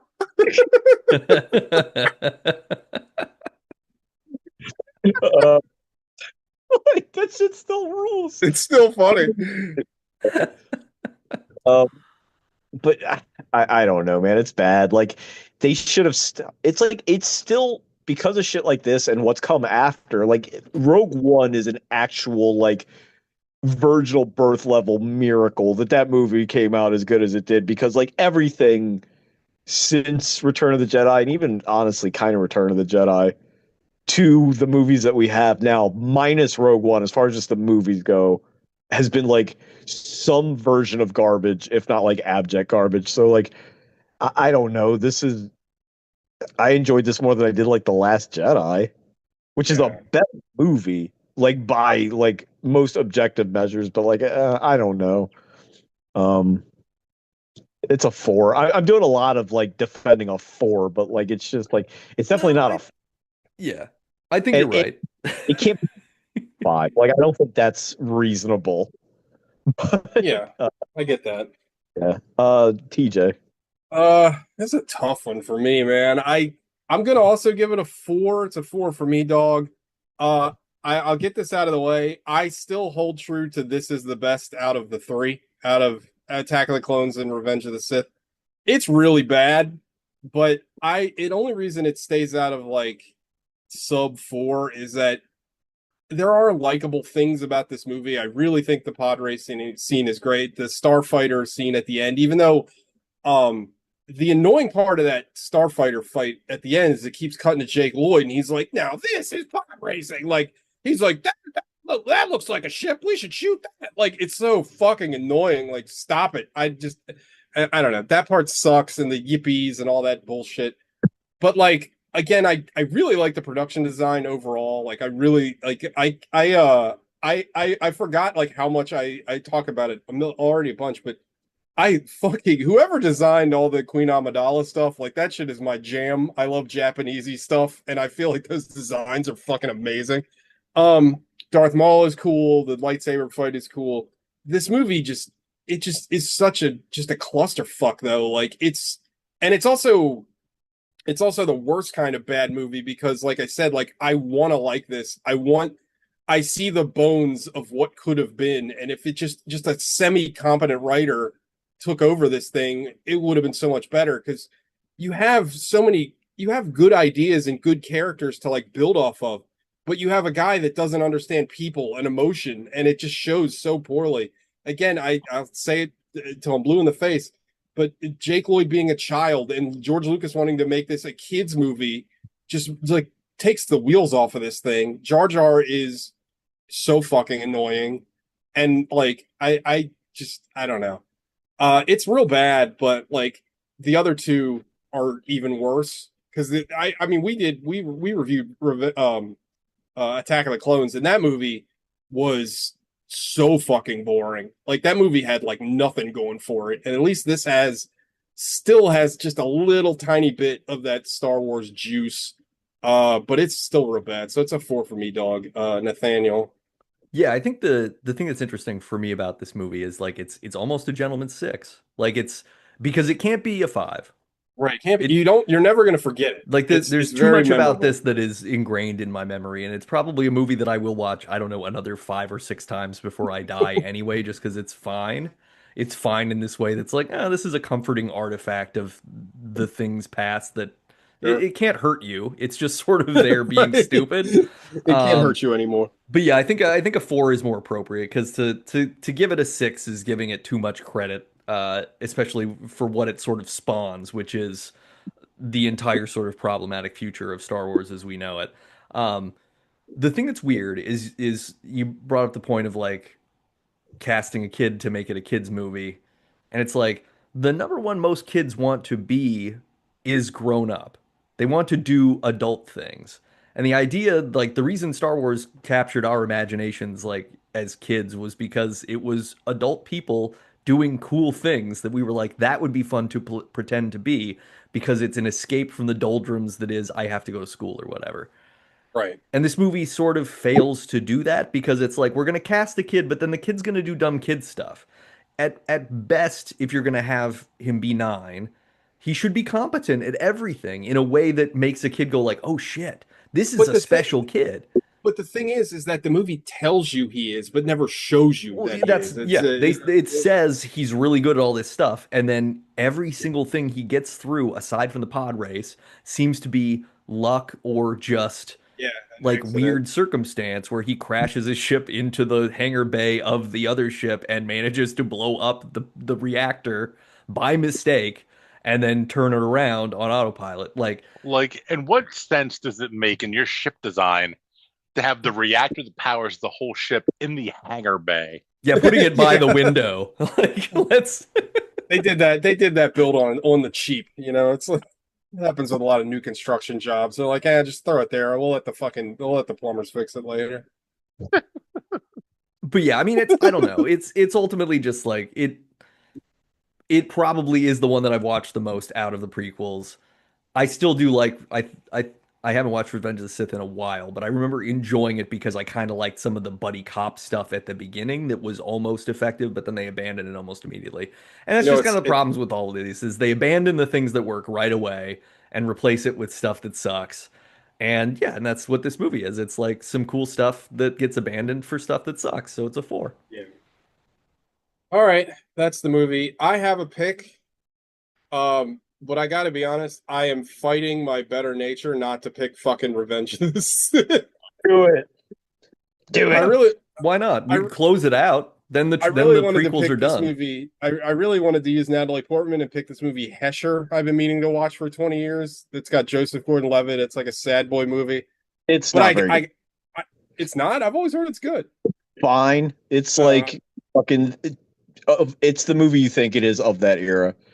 Well, fuck it. Revenge of the Sith. Whatever. Close it out. We'll do all. We've done all. We've done two of them. We might as well do the fucking third one. The thread will be it'll be Natalie. We've already done Ewan McGregor, I think, right? I mean, we did it before, but you can Oh, we'll just use You Natalie didn't Portman. yeah. I mean, you what's his face? The fucking Ian McDermott or whatever his name is. Oh, Ahmed Best. I didn't mention Ian McDermott, but he's very good in this movie. Like, I like what he's doing. I know he's like mustache twirling the whole time, but he seems to be having a lot of fun in this role, and I kind of love I love him in the original trilogy, but I think he's good in this. Like, I have fun with his character. I don't know. I just like that actor a lot. Yeah, and it's But wild that he was like 30 in Empire Strikes Back, and He they looks had to like exactly the age him up same. incredibly crazily to make him Yeah. look old. And then in this, yeah, But he's good in this movie. Like he's a lot of fun. Like, I don't know. He's over the top and silly, but like, get ready for more of that in Revenge of the Sith. But yeah, fucking Natalie Portman, Revenge of the Sith. Natalie Portman, shout out to you, Natalie Portman. Always had a crush on you, still have a crush on you. If you listen to the show, hit me up. Also, Natalie Portman rocks because she's Israeli, but she's like a staunch anti-Zionist, so I really respect that. Good for her. Not like fucking Wonder Woman, fucking what's her name? Gal Gadot. Because Nick Kal-El, no, first of all, fucking a good actress and an anti-Zionist. It can happen. It's great. All right, Revenge of the Sith, everybody. here we go. Oh, Get ready boy. for another 3-hour episode. The funny thing is, I think we're gonna have less to talk about with Revenge of the Sith than we did with this movie. Maybe I'm wrong. We'll see. And that's the show. Maybe next week we'll get Gogs, maybe not. Go O's, and we'll see you guys next week. Hell yeah. We definitely won't get him when he finds out what the movie is. What's that? We definitely won't get him next week when he finds out what the movie is. Oh, he'll watch it. He watched this. I mean, if he didn't watch it, he was texting about it. I assumed he watched He it. said he was going to in case he got freed up, but Gogs, once he's out, he doesn't get freed up. Yeah, that's true. All right, everybody, that's the show. Bye-bye. See ya. Bye.